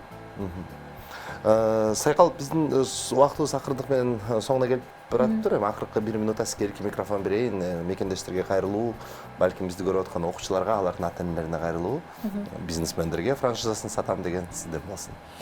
Мен баягы эң биринчи жана эң негизги тармак деп билим берүү тармагын санайм. Анткени билим жок болсо биздин өлкөдө эч кандай өнүгүш, прогресс деген болбойт деп эсептейм. Ошондуктан бала билим берүү системасын биз баягы кичинекей кезинен баштап өзүбүздүн үй бүлөбүзгө киргизип, мамлекеттен көп нерсени күтө бербей, өзүбүз жеке чараларды көрсөк болот. Үйдөгү китепканабыздан баштап кичинекей баягы 1 жаш балага китепкана болуш керек, 2 жаш балага, 3 жаш балага ошентип чоңойтуп отуруп, ошонун өнүктүрүш керек деген бир гана посыл. Билимге көп чоң көңүл буралы, балдарыбызды окутайлы. Кыргызстанда көптөгөн жеке билим берүү борборлору бар. Бардыгында тең жакшынакай программалар бар. Ошон үчүн негизги мамлекеттик билим берүү системасына жардам катары өзүбүз дагы ошол жакка барып өнүгүп, өсүп, анан бизнести кичинекей кезинен баштап көндүрө берген менин оюмча эң жакшы ой деп ойлойм. Рахмат. Чоң рахмат, Сайкал Асылбекова бүгүн студиябыздын мейманы болду. Академия Ростанын биз франчайздын негиздөөчүсү. Терең ыраазычылык билдиребиз. Студиябызга келип туруңуз. Ишиңизге ийгилик. Балдардын баарына салам айтып коюңуздар. Чоң рахмат сиздерге дагы. Рахмат. Көрүшкөнчө.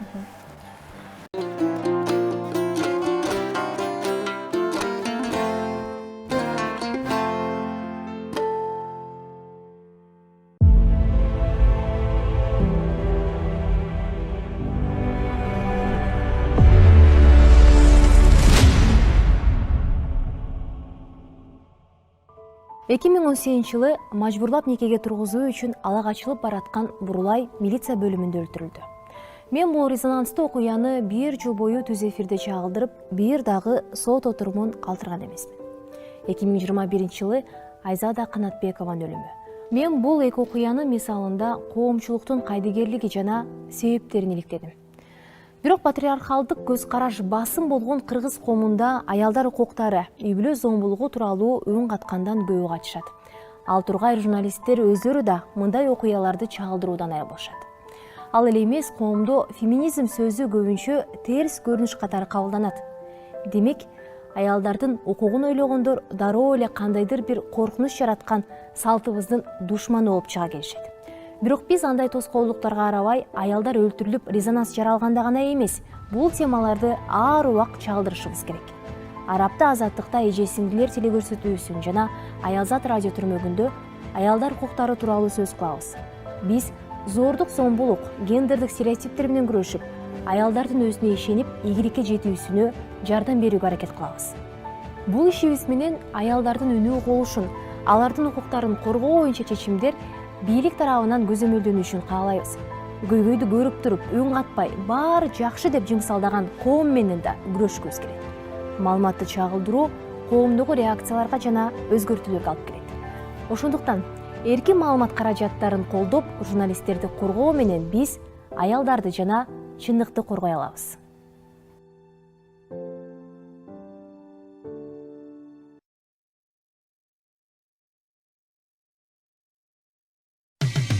Кечтин кезекчиси Эркин Рыскулбеков.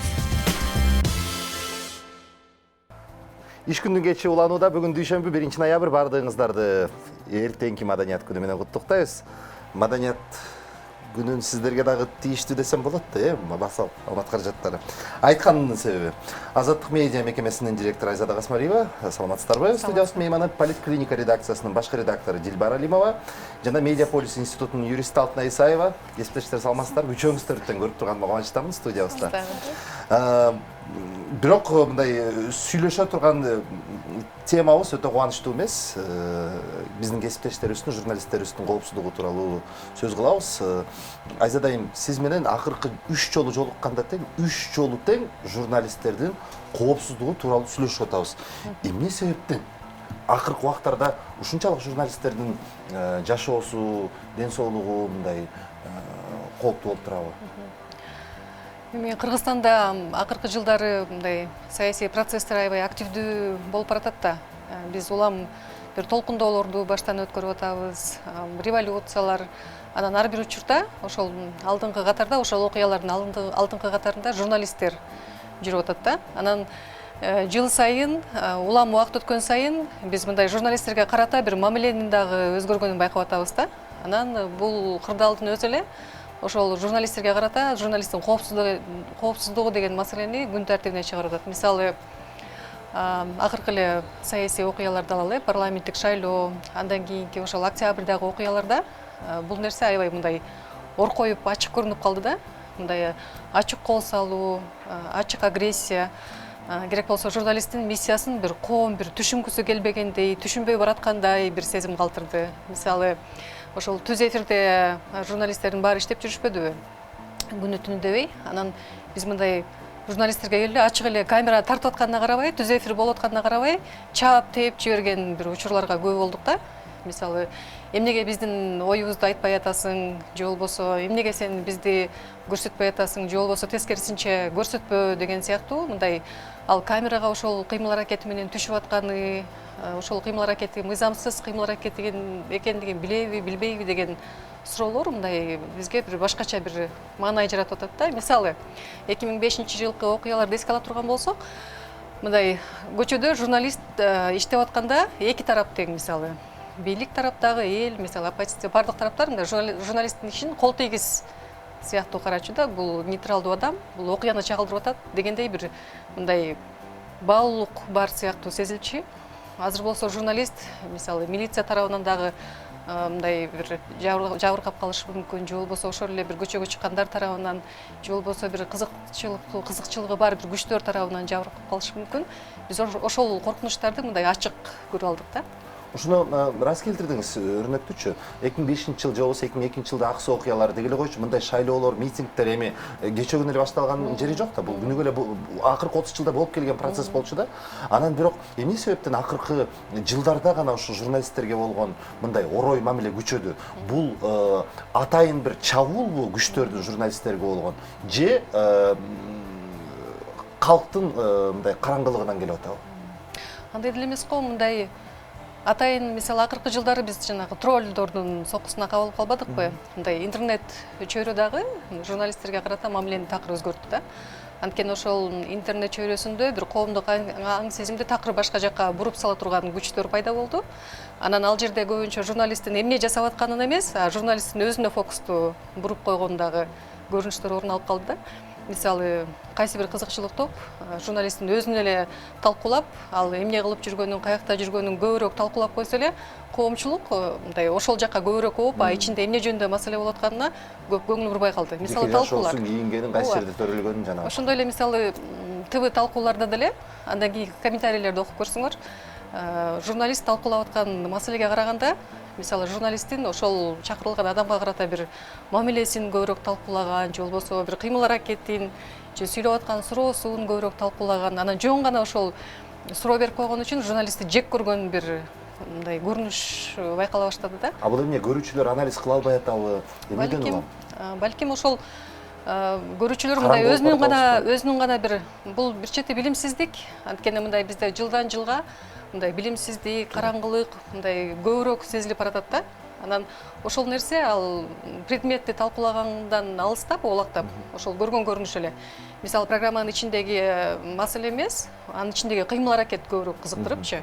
Мисалы, бул абдан кооптуу, коркунучтуу нерсе. Кээде мисалы өзүм деле теледе талкуу алып барып атып, дайыма ушул ой ойлой берет, мындай оюма келе берет да. Бул мен берген суроону мындай түшүнүп атабы, түшүнгөн чөйрө барбы, же болбосо мен көтөрүп аткан талкууну бүгүнкү келген конокторду уккандар барбы, же болбосо кайсы бир келген респонденттин же болбосо коноктун аябай жакшы көргөн фанаттары эле ошол эле конокту эле сүйүнүп эле кучактап ийгиси келип эле ага суроо берсең сени тилдеп же болбосо бир мындай агрессивдүү маанай көрсөтө беришет да. Бул мындай бир фанатизм, караңгылык го дейм. Ооба. А сен кимсиң? Сен өзүң эмнени кыйратып койдуң элең деген комментарийлер көп келет. Журналисттин миссиясын түшүнбөй баратышат да, коомчу. Коркунучтуу ушул нерсе абдан. Дилбар, коопсуздук тууралуу сөз кылып жатканда, сиз журналист катары мамлекет тарабынан, мамлекеттик мыйзам тарабынан өзүңүздөргө кандайдыр бир кепилдиктерди коргоону сезесизби, же өзүңүз менен өзүңүз калгандай эле сезимби? Тилекке каршы биз журналисттерди мамлекет деле тиешелүү деңгээлде колдоп мындай коопсуздугубузду сактап бере албайт экен. Бул биздин өзүбүздүн бир мисалдан айтайын.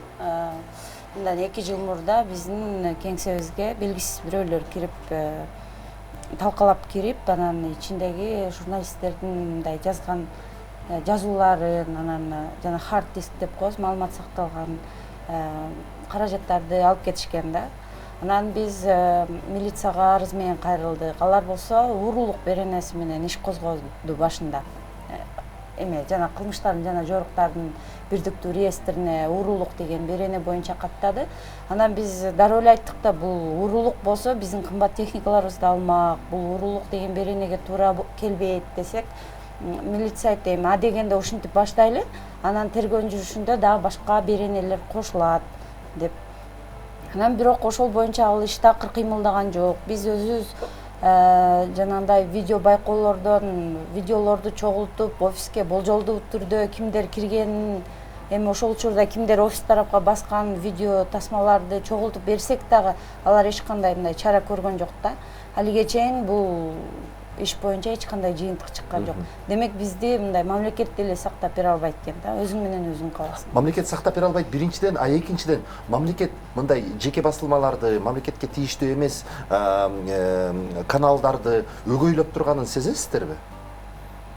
Мисалы үчүн ошол эле ковидтин убагында, пандемиянын убагында жалгыз Ала Тоо 24 каналына тартууга уруксат беребиз, а калгандарга шаардан жылууга уруксат бербейбиз деп. Бул эми мен муну өгөйлөгөндүк деп сездим да, сиздер. Өгөйлөгөндүктү аябай эле сездик. Мисалы үчүн ошол карантин менен чыга албай калдык да бардыгыбыз элечи. Канча жолу жана эмеге штабка комендатурага кат жазып аттык, бизге хотя бы мындай жөө жүргөн адамдарга неме бергиле, уруксат бергиле десек, эме кылып атты да, отказ берип атышты.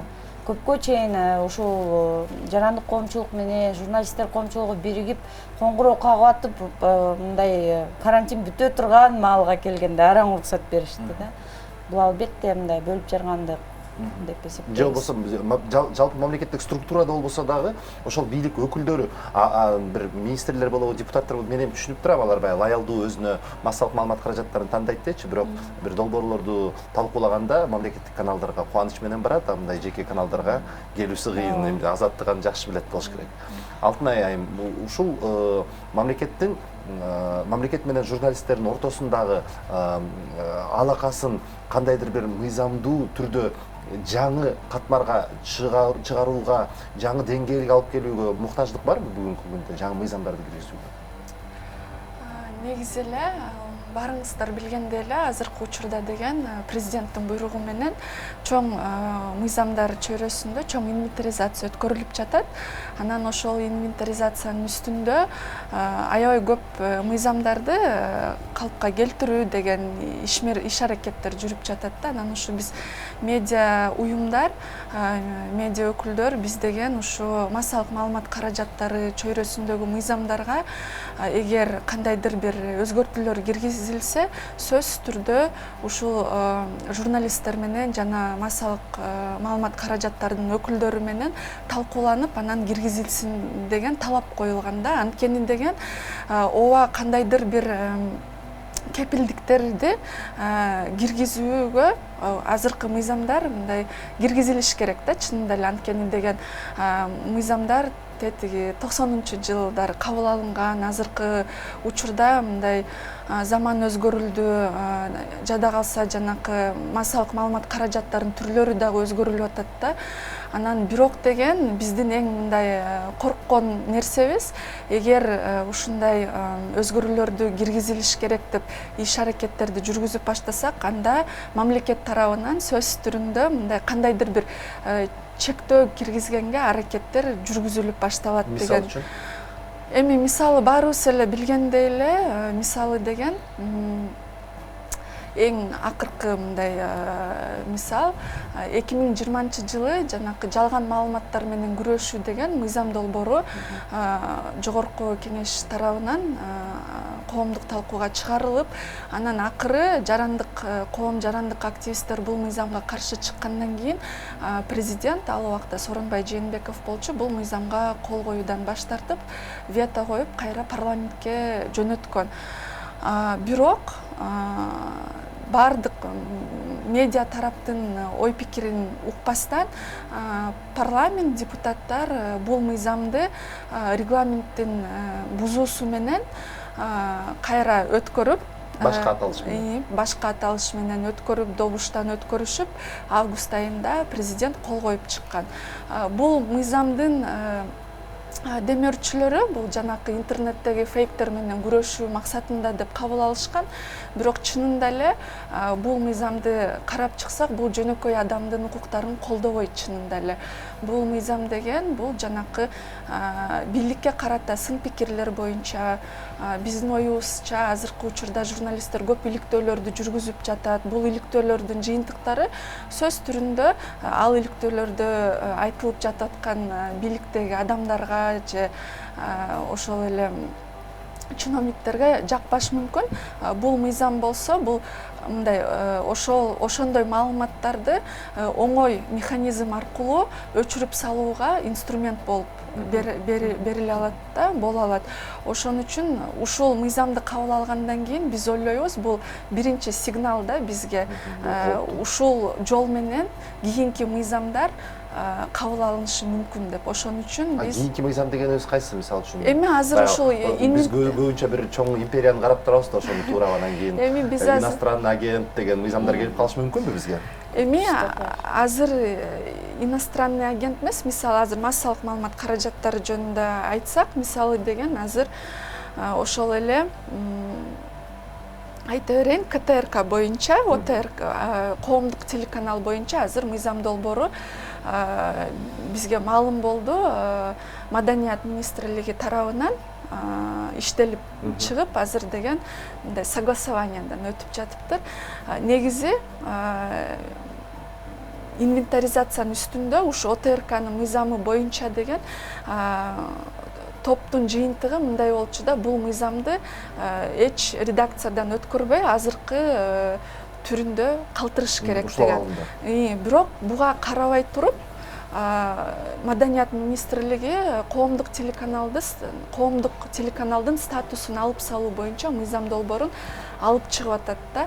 Эми ар кандай пикирлер бар. Чынында эле көп айтышат, азыркы учурда коомдук телеканал өзүнүн статусуна мындай жете элек, баары бир жанакы редакциялык политикасы мындай зависимый депчи. Мыйзам күнөөлүү эмес дагы, ошону иштетип аткан инсандар күнөөлүү да. Сиз чынында эле туура айтасыз. Бул азыркы учурда ушул коомдук телеканал мындай полностью ар тараптуу көз карандысыз болушуна бул коомдук телеканал күнөөлүү эмес, бул бийлик тарабынан ошол телеканалга мындай басым көрсөтмөлөр болуп атканда алар күнөөлүү да. Анан азыркы учурда мына бийлик алмашып, жаңы конституцияны кабыл алдык. Анан азыркы бийликтин мындай колунда ушу коомдук телеканалды накта коомдук телеканалдын принциптерине мындай татыктуу кылышка мүмкүнчүлүгү бар. Бирок эмнегедир аны кылганга мындай иш аракеттерин жүргүзгүсү келишкен жок. Кайра эле азыркы учурда биздин кичинекей мамлекетибизге 10дон ашык мамлекеттик телеканалдар бар. Анан телеканалдар боюнча кайра айтып келебиз, бирок мен жарнамага чыгуунун алдын Айзат айымызга бир суроом бар эле. Биз баягы журналисттерди айтып атпайлыбы, журналисттер сыйлабай калды, журналисттик кесипти, мындай журналист экенсиң деп өзгөчө бир баалуулук бербей калдык деп. Бирок журналисттердин өзүнүн дагы күнөөсү бар эмеспи ушунда? Принципке турбастан, мына бүгүнкү күнү азыр шайлоо өнөкөттүк болуп атат, анан баардыгыбызга билебиз, социалдык тармактарда эле баягы бул жарнама материал деп жазбастан, мына мен ушул кишини колдойм, кыргыздын бир бычакка сап болчу мырзасы деп баарыбыз эле көрүп билип турган коррупционерлерди эле аттуу баштуу журналисттер мактап жатып болуп атат. Журналисттер журналист эмес, пиарщик, рекламщик болуп кетип атат мындай тымызын.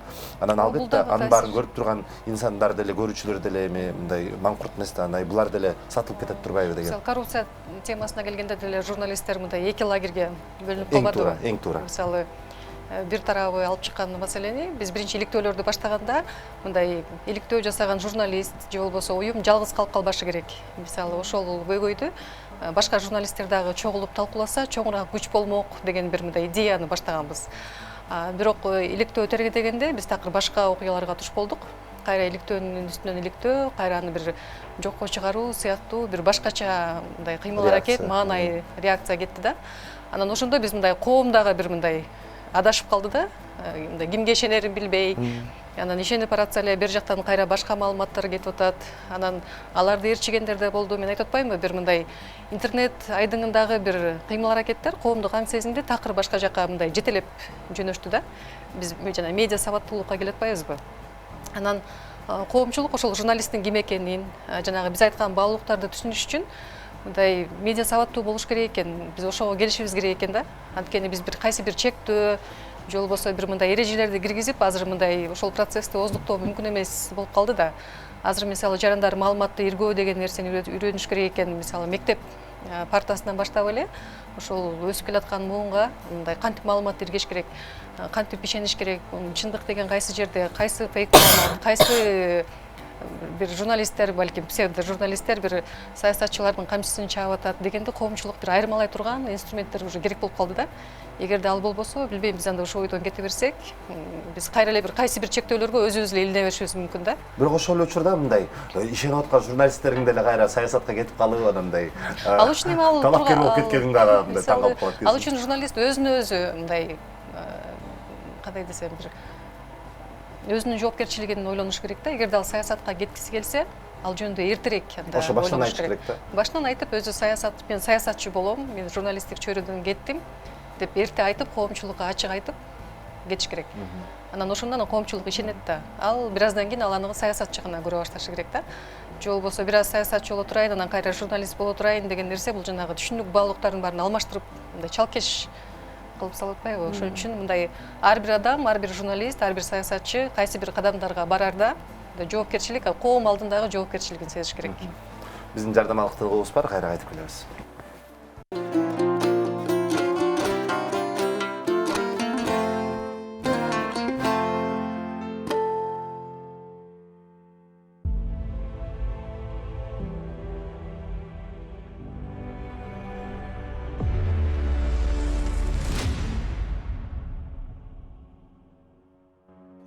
Бешинчи октябрда көчөдө таш ок атылган учурларды, жаракат алып кызыл жая болгон адамдарды эл биздин кабарчылардын көзү менен түз эфирде көрүп турду. Кабарчылардын жана операторлордун кыймыл-аракетин редакторлор пультта координациялап турдук. Өзгөчө байланыш жоголуп кетип, бир канча убакыт дайыны чыкпай калган минуталар, ок таштан олактап качып бараткан ирмемдерди азыр эстегенден дагы заркынам, анткени жетекчи редактор үчүн журналисттин өмүрү, коопсуздугу бул эң башкы жоопкерчилик болуп саналат. Когда мы вели трансляцию в Инстаграм, в это время окружили автобус митингующие, и репортеру пришлось выскочить из автобуса и бежать несколько кварталов, чтобы отстать от митингующих. Таких случаев было несколько. Ходили в редакции, некоторые редакции, которые вот расположены вблизи, так скажем, этих очагов их митингов, угрожали прямо на митингах. И ребята, по крайней мере, вот сотрудники молодые нашей редакции, они боялись ходить на эти митинги. Я не помню, чтобы мы когда-либо сталкивались с такой агрессией по отношению к журналистам. У нас была охрана, которая сопровождала корреспондентов на площади. Были жилетки, были каски для мотоциклистов. Когда агрессивная толпа митингующих, как бы они обозначили направление, выбрали там, скажем так, СМИ жертвы, да, куда они пойдут и заставят писать правильные вещи, мы в первую очередь обратились в милицию, просили их обеспечить нашу безопасность. Милиция сказала, что нет, у нас нет, говорит, сотрудников, и мы обратились к дружинникам, просто позвонили в штаб, попросили, если можете, помогите. И сразу отозвались ребята. Сөз эркиндигине каршы жасалган мындай ачык коркутуулар жана онлайн чабуулдар журналисттерди чүчүткөн жок, тескерисинче кайра курчутту десем болот. Многие думают, что если мы даем кому-то слово, то мы на его стороне. На самом деле это не так. Наша задача — это освещать самые разные события и освещать самые разные мнения. Защищая свободу слова и защищая журналистов, вы на самом деле защищаете свое право быть информированными. Сөз эркиндиги менен адам укугу корголгон коом гана алдыга жылып өнүк алат.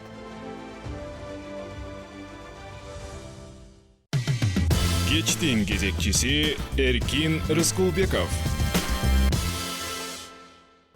Күч чындыкта маалымат өнөктүгү башталды. Ошол өнөктүктүн алкагында биздин кесиптештерибиз Дилбар Айзада жана Алтынай Айым бүгүнкү студиябыздын меймандары. Бүгүн эркин сөз тууралуу, журналистика тууралуу сөз кылып атабыз.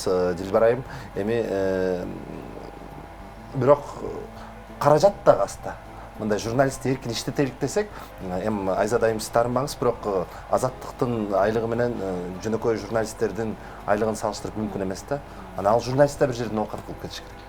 Анан же жарнама келбесе, баары интернетке келип кетип калса, анан ушул айкалыштыктан улам, айкалыш келбестен улам журналистикадан кетип калып аткандагы кесиптештер көп да. Ооба, андай учурлар деле бар, бирок адам дайым эле өзүнө мындай суроо бериш керек да, мага ушул керекпи? Эмне үчүн мен бул кесипти тандап алганмын депчи. Эгер акча табуу максат болсо, анда дароо эле башка чөйрөнү тандап алыш керек.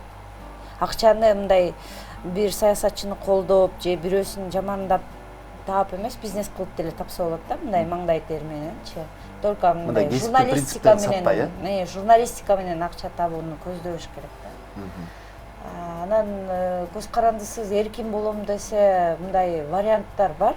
Мисалы, азыр монетизация кылганга да жакшы жолдор болуп атат. Мисалы, YouTube канал аркылуу монетизация кылып акча тапса болот. Реклама аз болсо деле реклама деле бар. Анан бизде Кыргызстанда эл аралык уюмдар жакшы колдойт. Анын үчүн сен жөн эле көз карандысыз позицияны карманышың керек, журналистиканын эл аралык стандарттарынан, этикасынан чыкпашың керек. Ошол эле да талап болгон. Аракет кылып, ошолор менен иштешип, редакциянын ишин жылдырганга толук мүмкүнчүлүктөр бар. Эми медиа сабаттуулук деп атпайлыкпы, Алтынай, Айзада. Медиа сабаттуулукту кантип жайылтабыз? Макул мындай бир классты алалык, бир университетти макул мүмкүн. Бирок бүтүндөй 6 миллион калкка медиа сабаттуулукту жеткизүү мындай утопия сыяктуу көрүнөт да мага. Башка жол жок да. Мисалы, утопия болуу, мындай алдын биринчи балким бул мындай ишке ашпай турган нерседей көрүнүшү мүмкүн. Бирок мисалы канча эл аралык уюмдар азыр ушул багытта толтура бир долбоорлорду ишке ашырып атышат. Көбүнчө азыр Бишкекте мындай чогулат да. Көбүнчө Бишкекте өтөт ал нерсенин баары. Анан ошол мисалы ошол багыт мындай айылдарга бурулса болмок да. Октябрь окуясынан кийин көп эл аралык уюмдар деле ойлонуп калышты да. Мисалы, биз Твиттерде канча компания жүрдө, биз айылга керек болсо кыргызча сүйлөшпөй калган турбайбызбы? Келгиле кыргызча сүйлөшөлү деп, мына өзүңөр эле ошондой бир компания баштадыңар. Келгиле бир алардын ал жайын угалы. Ушака ошол себептен келдим. Дегендейчи. Анан ошентип эле башталат да. Эч нерсе дароо эле түшүп, даяр болуп түшүп калбайт. Биз ошого келишибиз керек. Мисалы, менин кызым мектепте окуйт, медиа сабаттуулук боюнча аларда кадимкидей эле ошондой сабактары бар. Ал мектеп окуучусу, бирок маалымат тандаганды азыртан билет. Анын үстүнө кийинки муун жана Z муун деп атпайбызбы? Алар интернет айдыңында өздөрүн балыктай сезет. Алар маалымат тандаганды мындай табигый мындай сиңирет, ошондой бир муунда келатат. Анан биз баары аракеттене беришибиз керек. Андан башка жол жок. Андан башка кантип андай калыпты алдын алышыбыз керек. Азыр баары YouTube'да отурат. Тоонун башында кой кайтарып отурган киши дагы YouTube'да отурат. Эмне чыкса бүт ишенет дегендейчи. WhatsApp менен кандай элдер группа түзүп, WhatsApp кантип элдерди бир айылдын баарын башкарып койгонун биз көрдүк, мисалы. Анан мындай жөн гана адамга жеткириш керек. Ошол WhatsAppка сен деле ошол бир продукцияны жасап коюп элдин баарын алдай берсең болот дегендейчи. Анан ошондой WhatsApp'тан отуруп алып бир жерден мындай чоң революция жасап койсо болот турбайбы? Ошон үчүн мындай баары бир биз буга келишибиз керек. Бул мындай артка кетпей турган процесс да. Бул боло турган нерсе, биз умтула беришибиз керек. Бирок мындай күч аракетти көбүрөөк жасашыбыз керек экен да. Аймакка, айылдарга жетиш үчүн. Биз көбүрөөк мындай аймак, анан элге жетишибиз керек. Анан элдин тилинде мындай сүйлөшүбүз керек да. Аларды биз тартышыбыз керек, анан таштап коюп эле, анан Бишкекте эле жүрө берсек, анда кантип эмнени өзгөртө алабыз мисалычы. Бирок ошо аймакка жетүүнүн жолдорунун бири канчалык айтпасак да бул биринчи каналда. Бул КТР ар бир санарип киреби, аналог болобу, бирок бар деле. Анан ошол жана сөз кылдык эле КТРди улантабыз деп. Эми бул коомдук деген статус эле болбосо, алдындагы жазуусу эле болбосо, бирок чынын айтканда акыркы 10 жылда коомдук каналдын принциптерине деле турган жок да бул канал. Мындай да, азыркы мыйзамдын негизинде, мисалы ошо КТРКны алсак деген байкоочу кеңеши бар бул каналдын. 15 кишиден турат. 15 кишиден турат. Бул кеңештин мүчөлөрү парламент тарабынан, президент тарабынан жана жарандык коомдун тарабынан шайланат. Ушул байкоочу кеңеш жанакы башкы директорун шайлайт телеканалдын.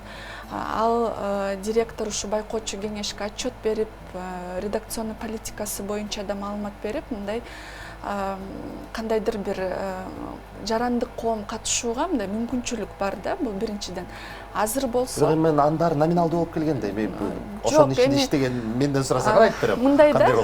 Мындай да, азыркы учурда деген бул азыр талкууга чыгарылып жаткан мыйзамдын долбоору, ушул мыйзам долбоору менен мамлекет эмне кылгысы келип атат. Азыркы учурда ушу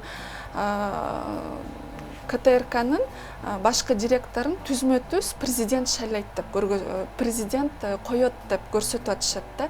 Башкача айтканда, ооба чынында эле ушул күнгө чейин КТРКнын жанакы көз карандысыз боюнча көп суроолор бар, ар кандай кейстер бар, ал жөнүндө айта берсек болот. Бирок азыркы учурда деген бул мыйзамдын долбоору менен ушул каналдын көз карандысын мындай легитимизация кылгысы келип атышат да. Бул туура эмес, анткени деген биз эгер ушу Кыргызстан мындай өнүккөн мамлекет катары жанакы адамдардын укуктарын сактайм десе, плюрализм мнения деп коебуз, эркин ой жүгүртүү, эркин сөз укуктарын сактайм десе, анда КТРКнын статусун алмаштырбай, анын көз карандысы боюнча мындай иш-чараларды көрүш керек да. Бирок мындай иш-аракеттер мамлекет тарабынан жүргүзүлбөй жатат да. Мунун кызыгы мында да, коомдук биринчи каналда канча 700-800 кызматкер иштейт. Анан ушул статусун алмаштырабыз дегенге бир нече күн болуп калды да. Медиа, коомчулук аябай жазып чыгып атат, айтып чыгып атат. Мен эртең дагы башка каналда ушу передача кылып атам. Бирок ошол 800 кишинин бирөөсү дагы мындай үн катып койгон жок да. Ай болбойт, койгула, бизди ошоюнча калтырып койгула депчи. Анан өздөрүнө жагып атса, өздөрүнө макул болуп атса, анда жөн эле шапкасын өзгөртүп кое турбайбы? Жок, эми баары бир башкаларды айта албайм, ошол жерде иштеп кеткен киши катары мен укуктуумун ал нерсени айтканга. Анан Раматуллу, Султан агай деле, Кубат Табалдиевич деле, Илим Карыпбеков деле баардыгы жогору жактан дайындалып келген эле инсандар. Анан аны байкоочу кеңешке айтып койчумун, ол кишиге шайлайсың деп. Анан номиналдуу түрдө шайлап койчу. Жок, эми баары бир мурун деле ушундай болгон, эми эчтеке болбойт деп мындай без внимания тоже оставлять нельзя, да, анткени деген баары бир биз өзүбүздүн позициябызды билдиришибиз керек да, биз буга каршыбыз деп. Анткени деген мына 11 жылдын ичинде ушу ОТРКнын өнүп өсүшүнө, ушунча мындай каналдар ачылып, баары бир кандай күндө болсо дагы бул коомдук телеканал жанакы кандайдыр бир социальный проблемаларды да айтып чыкканга дагы мындай функциялары бар да. Азыркы учурда деген, мисалы деген Маданият министрлиги эмне деп жатат, бул телеканал аркылуу биз деген мамлекеттик идеологияны кеңири таратабыз деп. Кайсы? Маселе ушунда да, мисалы деген таратчу идеология жок дейбичи. КТРКдан башка 12 каналдай бар да. Мамлекеттик. Ошолор аркылуу идеологиясын болобу, өзүнүн саясатын болобу өткөргөнгө бүт мүмкүнчүлүктөрү бар да. Бирок баягы эле КТРК эмне үчүн, анткени деген КТРК бул деген башынан эле коомчулуктун арасында, мисалы айыл кечелерде улуу кишилердин арасында КТРКда берилген маалыматтар алдын ала чындыкка дал келет деген мындай ишеним менен кабыл алышат. Анан бул кандайдыр бир манипуляция десем да. Бир идеалдуу болот пакетти карап көргүлүк. 60 миллион сом КТРКнын бир жылдык бюджети. Эми ошол 60 миллион сомду ошол коомдук, мен кечирим сурайм кесиптештер менен, мурунку кесиптештер менен талкуулап аткан үчүн. Бирок ошолордун айлыгына мындай штатты кармаганга жок кылбай эле, мына сиздерге окшогон, бизге окшогон мындай жеке студияларга соцпакет катары берип, эми бул дүйнөдөгү белгилүү процесс да. Бул Советтер Союзунун кармагына отура бербейчи. Анан контент жазагыла десе, Дилбарсилер жазайт белеңер, жазайт болчусуңар. Биз да жазайт болчубуз. Сатып мындай окатыбызды да кылмакпыз. Муну аутсорсинг деп коет. Бул тетиги 70-жылдарга кадап калуудун эмеси эмне дейм да. Буну айтайын дегеним, деги эле мамлекеттик телеканалдарды, мамлекеттик массалык маалымат каражаттарын салык төлөөчүлөрдүн эсебинен кармап туруунун кажети барбы? Мындай өнүккөн өлкөлөрдө мамлекеттик канал деген жок да түшүнөт. Биз негизи башынан эле ушу айтып келебиз да, биздин уюм кичинекей Кыргызстанга 15дей чактуу мамлекеттик массалык маалымат каражаттарын мындай каржылоо бул аябай чоң чыгым деп. Бүт ушу телеканалдар, ошол эле 5-канал, Пирамида, ЛТРлерди мындай аукцион аркылуу жеке колдорго сатып салыш керек деген позицияны биз кармайбыз да. Бизге мындай мисалы ошо коомдук телеканал деп атпайбызбы? Мындай бир кадам алдыга, анан кайра 2 кадам артка алып атпайбы, мисалы. Ансыз деле коомдук болбой калбадыбы дегенде, аны эми коомдукка жеткириш керек болчу да. Адамдар иштеш керек Ансы болчу. эле парламенттик башкаруу болбой калбадыбы дегендей эле болдук биз. Аны мисалы коомдук дегени менен каржылоо жагын ойлонуштуруш керек болчу, башкача система түзүп. Албетте мамлекет каржылап атса, анан атын коомдук телеканал деп койсо, ал качан коомдук болот? Эгерде мамлекеттен акча алып, ошонун эсебинен жашап атса да. Демек каржы булагын башка бир жолдор менен иштеткендей бир өзгөртүш керек болчу. Анан анысы эле коомдук болбой калды, анысы эле мамлекеттин тиги идеологиясын жүргүзүш керек, анысы эле тиги мамлекеттик телеканал кылып коюш керек деген көз караштын өзү дагы бир кызык да. Анда биз ар бир процессте эле муну жасай албайт экенбиз, андан көрө мурунку эле баштапкы чекитке кайта берели деген эле саясат менен анда лабиринт да булчу. Анда бир мындай өнүгүү эмес, бул кайра артка кайтуу же эмне, же бир мындай дөңгөлөктүн ичиндеги эле бир тегеренүү да. Кечирип койгула ушу жолду оңдой албай калдык, ошо боюнча эле таштап коюп кайра таштап коелу дегендейчи. Эгерде биз башында ошондой 2005-жылы кандай кыймыл революция болду эле, көчөдөгү аянттагы элдер агылып келип, мына ушул кара жашик биздин баарыбызды алдап аткан деп ошо жака чейин керек болсо митинг болуп, ичине чейин кирип талкалап кетебиз дегенге чейин бир окуялар болгон. Анан ошондо кой биз элдин үнүн угуза турган мындай коомдук канал бололу, бизге ушундай эркиндик керек деген бир мындай маанай ниет болгон да. Анан ошол нерсени андан ары өнүктүрүү керек болчу да. Бирок биз кийинки жылдарда эмнени көрдүк? Биз тескерисинче аны өнүктүрбөй эле бир жагынан жанагындай каржылоо менен дайыма кармалып турду, ал көз карандысыз боло алган жок. Бирок бул нерсе ал мындай коомдук болбош керек деген көз карашка алданбаш керек да.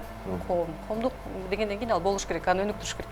Кесиптештер, мамлекеттик канал жөнүндө сөз кылып калдык, мамлекеттик басылмалар жөнүндө. Анан могул биздин күч чындыкта деген маалымат өнөктөктүбүздө мындай журналисттердин коопсуздугу жөнүндө сөз кылып атабыз да, бирок билбейм, балким мен жаңылышып атам, бирок акыркы жылдары мындай мамлекеттик каналдагы журналисттердин коопсуздугу деген мындай маселе деле көтөрүлгөн эмес да. Ал жакта иштеген кесиптештерибиздин коопсуздугу мындай кепилдиктүү эле. Аларга эч ким кол көтөргөн эмес, аларды эч ким эч жактан кууп чыккан эмес. Бунун себеби эмнеде? Балким чын эле ушул чабуул мамлекеттик структуралар же болбосо ошолорго тийиштүү күчтөр, инсандар аркылуу болуп жаткандыр. Эми чабуул дегенде мисалы эгерде кайсы бир телеканал бир мамлекетке жакпаган же болбосо бир мындай резонанс жараткан эчтеке жасабаса, эгерде бир коррупциялык чоң көрүнүштөрдү айтып чыкпаса, аларга эмне коркунуч жаралышы мүмкүн? Мисалы жаралбайт да, туурабы? Бир жолу болду, Ташиевдин жолугушуусунда КТР деп кууп чыкты, калбайт. Бир учур. Эгерде кайсы бир мындай мыйзамсыз аракеттердин улам бетин ачып, улам коомчулукка жарыялап атсаң, ал тарапка ал кыймыл аракет такыр жакпайт да, мисалычы. Ал сөзсүз бир коргонуунун бир жолдорду издейт. Жанагындай басым, кысымдын бир жолдорун, инструменттерин ойлоп тапканга аракет кылат. Анан кайра эле ошондой бир мындай эч ким тиш сала албаган темага бирөө тиш салса, ошол журналисттин өмүрү коркунучта, коопсуздугу коркунучта дегендейчи. Анан кайра эле жанагы ресурс жөнүндө сөз болуп атат да. Чоң мамлекеттин колунда чоң ресурс, аны эмнеге пайдаланып атабыз дегенчи. Эгерде ошондой ал жакта дагы чоң иликтөөлөр чыгып, балким бир чыныгы журналисттик бир мындай ишмердүүлүк болсо, балким аларда да эле ошондой азыркындай кырдаал жаралмактыр. Балким. Бирок андай иштер жасала элек да, жасалыш керек да андачы. Айтайын дегеним баягы коркунуч кайсы жактан келип атканыбызды мындай так аныктап алдык да бүгүнчү журналисттерге. Мисалы жана укук коргоо органдары деп атпайбызбы? Биз өзгөчө ушул октябрь окуяларынан кийин мындай түз дагы, мындай онлайндагы чабуулга кабылдык да. Анан ошол учурда биз укук коргоо органдары менен байланышып элаттык. Мисалы кат жазган учурларыбыз болду. Кайсы бир деңгээлде келип мындай текшерип атабыз деп бир милицияларды жиберген учур болду. Бирок мындай ал канчалык мындай максаттуу, анан мындай реалдуу үчүн эле жардамбы деп мен дайыма ойлонуп аттым да. Кээде катыбызга бир жөн гана бир түшүнүксүз жоопторду алып аттык. Сиздин катыңыз каралып атат, каралуу деңгээлинде бир мындай сөздөрдүн жыйындысы. Анан түшүнбөй аттык да, бизди коргогон бир маанай барбы же жокпу дегендейчи. Мисалы ошондой да учур жаралып атты да. Анан мындай баа берүүнүн өзү дагы кыйын болуп калды да. Анан кайра эле биз өзүбүзгө эле ишенишибиз керек экен деген мындай өзүбүздүн айныгыбыз, өзүбүздүн чындыгыбызды далил менен кармашыбыз керек экен, биз өзүбүз ошондой жол менен гана коргой алат экенбиз деген. Керек болсо жанагы мындай төңкөрүш күндөрү биз жапжалгыз калганда, мисалы ыктыярчылар жардам берип атышты. Мындай кайдыгер эмес, коомдо дагы бир жакшы катмар бар экенин ошол күнү көрдүк. Келип жардам берип, мындай коргой турган баалуулук бар экенин түшүнгөн бир аң сезимдүү катмар бар экен да. Ооба. Ошо 6 октябрь, 7 октябрь сөкөстө чогуу эфирге чыктык элек мындай. Жакшы түшүнөм деп жөнүндө сөз болуп атканынча. Ошондой. Дилбар, журналисттин коопсуздугу деп атканда, балким азыр көрүүчүлөр жалгыз гана мындай келип, жана сиз айтпадыңызбы, эфирдин убагында чаап кетип, анан түншүндө баскандан коркуп. А мындай системалык чабуулдан коркпойсуздарбы? Кийинки жумушка орношууда, билбейм, өзүңүздөрдүн бир паспорт алууда, документтерди алмаштырууда, балаңызды мектепке орноштурууда, бала бакча жана башка деген мамлекеттик машина деген бул чоң система да. Бардык системаны сизге карата иштетип салса, анда такыр эле мындай глобалдуу чабуул болуп калышы мүмкүн да. Ошондой ыкмаларга дагы келиши мүмкүнбү? Эми Кудай сактасын, бирок бизде мен мындай оптимисттик көз карашымда Кыргызстан мындайга жетпек го деп ойлойм да. Анткени баары бир эле азыр социалдык тармактардын күчү бар.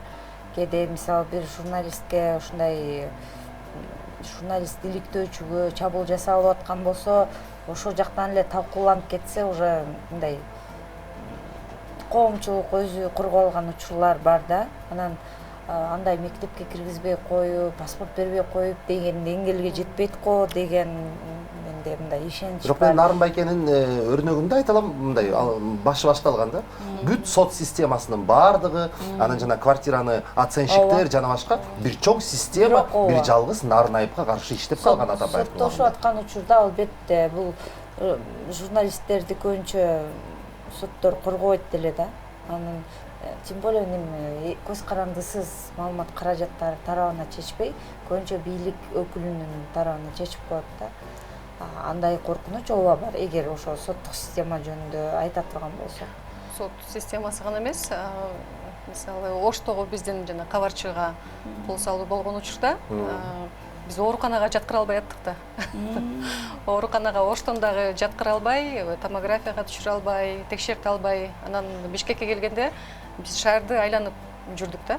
Айланып кайсы кимге барсак дагы мындай мамлекеттик ооруканаларга кирүү аябай кыйын болду. Ачык эле силер аябай проблемалуу кишилерсиңер, биз силерди кабыл албайбыз, туура түшүнгүлө деген мамилеге туш болуп аттык. Анда бар турбай көрсө системалык түрдө жеке клиникага аргасыз мындай кайрылууга туура келди. Болбосо, мисалы, ошол учурда журналистке жардам керек эле да.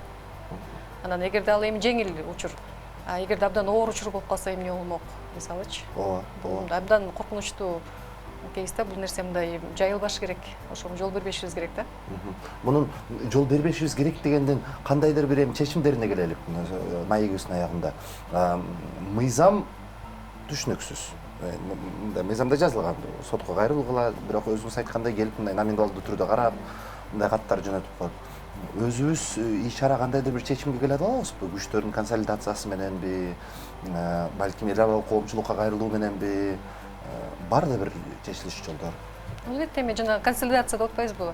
Биз иликтөөлөрдү жанагы чогуу аракеттенип көрбөдүкпү, журналисттер? Мисалы, иликтөөлөрдү клоп, бири-бирибиздин материалдарыбызды жайгаштырып, керек болсо коргоп, жайылтуу деген нерсени мындай жакшы өрнөк болду да ошол нерсечи. Анан бул нерсе мындай эгерде бириксе бир чоң күч болуп каларын көрсөттү, биз ошо менен баары бир жыйынтыкка жеттик да.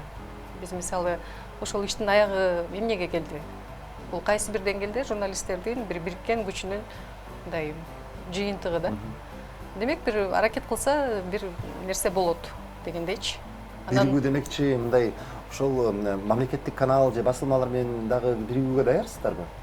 Эгерде чогуу эгерде бир кызыкчылыктан чыгып, эгерде мисалы бардык журналисттер көрүп эле аткан нерсени башкалар дагы көрүп анан колдонботтон алып колдоп кетебиз, биз даярбыз десе эмне үчүн болбосун? Деген алар даяр болсо. Эгерде кечиресиздер, эгерде мисалы коомдук телеканалда да көп журналисттер иштейт. Эгерде аларга дагы мүмкүнчүлүк ошондой бир эркиндик берсе, алар дагы сопсон иштей алышат. Аларда дагы ошондой мүмкүнчүлүктөр, ресурстар бар да. Чектөөнүн ичинде мисалы жумуш ордун жоготуп жибергенден коркуу деген сезим болушу мүмкүн. Ар бир журналисттин, ар бир ошол жерде иштеген кызматкердин аркасында үй бүлөсү бар. Мисалы дароо анын баарын кесип чаап салып басып кете албашы мүмкүн. Бирок эгерде шарт ошондой мүмкүнчүлүк түзүлсө, эркин бир мындай эркиндик берилсе, балким алар дагы ошол нерсенин үстүндө иштемек. Эми мыйзамдуу жолдору тууралуу кандай чечилиш жолдору бар? Эми мыйзам жөнүндө айтсак, эң негизгиси ушу негизи эле ушу саясий чечимдер жөнүндө айтып кетпедиңерби, нарын айып боюнча, анан мисалы жанакы журналисттер биргеликте көп иликтөөлөрдү чыгарып чыкканда дагы доо арызы түшкөндө, негизи эле биякта жанакы комплекстүү караш керек да. Бул биринчиден мамлекет тарабынан ушул көз карандысыз медиалар журналисттик иликтөөлөрдү жасап жатканда, мындай алардын жанакы иликтөөлөрүн колдоп, анан мыйзам чегинде мындай адекватный реакция бериш керек да, ошол иликтөөдө айтылып жаткан нерселер боюнча. Бул биринчи. Экинчи болсо, бул жанакы негизи эле көз карандысыз сот системасы болуш керек. Анткени азыркы учурда көп мындай болот бизде, биз ушу саясий доо арыздар боюнча соттор доогердин аты жөнүн карайт да, ким берип аткан экенин, доогер ким. Анан мындай караганда да билинет да, эми бизгечи мындай аябай же жай алып барат, же берген суроолорунан байкалат да, мындай чечим чыгаргандан мындай коркуп атканын же мындай. Ошон үчүн эң негизгиси эле ушу башынан эле негизи эле бу журналисттердин ишмердүүлүгүн колдоодон мурда деле негизи эле өнүгүп аткан мамлекетке көз карандысыз сот системасы, күчтүү көз карандысыз медиалар, анан күчтүү жарандык коом керек да. Азыркы учурда бизде аябай көп көз карандысыз күчтүү медиалар бар. Эчтекеге карабай, каражаты барбы жокпу ага карабай, аябай жакшы иликтөөлөрдү жүргүзүшөт. Чынында эле аябай мындай социалдык көйгөйлөрдү ачыкка жарыялап чыгышат. Тилекке каршы бүт эле иликтөөлөргө, бүт эле макалаларга мамлекет тарабынан мындай жакшы оперативдүү түрдө реакция мындай болбойт да. Ошон үчүн мындай мамлекет дагы ушу көз карандысыз медиалардын маанилүүлүгүн түшүнүп, колдоп, анан мындай условия создавать этип бериш керек да. Бизде мамлекет өзү дагы мындай адвокат боло алат атпайбы, тескерисинчечи? Журналисттерге деген үчүнчү күч деген ушу ким болду экен деп дайыма эле билгим келет, бирок үчүнчү күчтөр акча төлөдү деген мындай сөз аябай жакшы да. Алар ошо бийликке келгенде эле негизи кызык жери ошондой позицияны карманып калат да. Бирок эртең бийликтен түшкөндө эле кайра ошо журналисттердин колдоосуна, аянтчасына муктаж болорун алар азыр билишпейби же билгиси келбейби ушундай да. Эгер мисалы мурдакы бийликтердин катасынан мындай сабак алгысы келген бийлик тескерисинче массалык маалымат каражаттарынын эркин, күчтүү болушуна шарт түзүп бермек деп. Бирок ачык айтып коюш керек, мага акыркы президенттин басма сөз жыйынын жаккан жери бул болду. Мындай терип алма журналисттер болгон жок да, сен келесиң, келбейсиң, анан сага суроо берген уруксат эмес деп менин эсимде бар. Сооронбай Шариповичтин убагында клубко 2 журналист турса дагы алар чыгып басма үйүнөн бир дагы суроого мүмкүнчүлүк жетпей алган же болбосо сентябрдын журналисттери ошо автобустун артынан ээлчиген боюнча калып калган кадрлар дагы баардыгыбыздын эсибизде да. Эми мындай калыстык тарабын дагы айтып коелук. Соңку суроо 1 минутабыз калыптыр. Могул фейк тууралуу Асылбаеванын мыйзамы, ана мына азыр массалык маалымат каражаттары боюнча мыйзамды да карайын деп атышат. Жаңы парламент келери менен эми реалдуу карай турган болсок дагы асылып түшүшөт. Балким ино агент мыйзамдары келет. Мунун баардыгы журналисттердин ишмердүүлүгүн, массалык маалымат каражаттын ишмердүүлүгүн сиздин пикириңиз боюнча мамлекетке керектүү нукка салабы же тескерисинче момундай бир бунт эмесин абалына алып келиши ыктымалбы? Албетте ошондой эле абалга алып келиши мүмкүн. Анткени мына эң жөнөкөй, эгерде ошондой бир маалымат менен бир кайсы бир чиновник макул болбосо, ал ошол редакцияга чалып алып койгула, бул маалымат туура эмес десе 24 сааттын ичинде алып коюш керек депчи. Ким далилдейт 24 сааттын ичинде? Далилдеш керек экен, мисалы редакция. Анда чалган киши далилдеш керек да, ошол эгерде туура эмес десе, туура эмес нерсени далилдеш керек. Бирок ал мыйзамдын азыр 6-7 пункттан турган мыйзамдын андан ары эмне болуп атканын биз көрбөй элебиз да. Бирок анын аркасы механизми дагы так эмес. Керек болсо аны өздөрү мамлекет кантип иштетебиз деп азыр башкатырып турган чагы болуш керек. Анан мындай бир чийки бышты нерселерди жөн эле коомчулукка алып чыгып, анан инструмент катары пайдаланам дегенден да алыс болуш керек. Анткени биз ар бир 5 жыл сайын көрүп атабыз ошондой бир мыйзамсыз, мындай акыйкатсыз нерселердин жыйынтыгы эмнеге алып келгенин. Кысуулардын баардыгы бир убакта бир жарылууга алып келет. Анан президент мисалы бизге Азаттыкка интервью бергенде дагы ошентип Кыргызстан демократиялык мамлекет бойдон калат деген сөзүн айткан. Биз үмүттөнөбүз ошол нерсе мындай реалдуу болсо экен. Мындай ошол сөз андан ары мындай жаңырыгы кичине мындай тереңирээк, кененирээк болсо экен деп үмүттөнөбүз. Ыраазычылык, эртеңки майрамыңыздар менен куттуктоого уруксат этиңиздер. Кантсе дагы маданият күнү экен, эми чын эле өзүбүз дагы окурманыбыз дагы көрөрманыбыз дагы маданияттуу болсо деген тилек менен коштошайын сиздер менен. Азаттык медиа мекемесинин директору Айзада Касмалиева, Политклиника редакциясынын башкы редактору Дилбар Алимова жана Медиаполис институтунун юристи Алтынай Исаева студиябыздын мейманы болду. Иш күндүн кечи өзүнүн соңуна келип жетти. Көрүшкөнчө бар болуңуздар.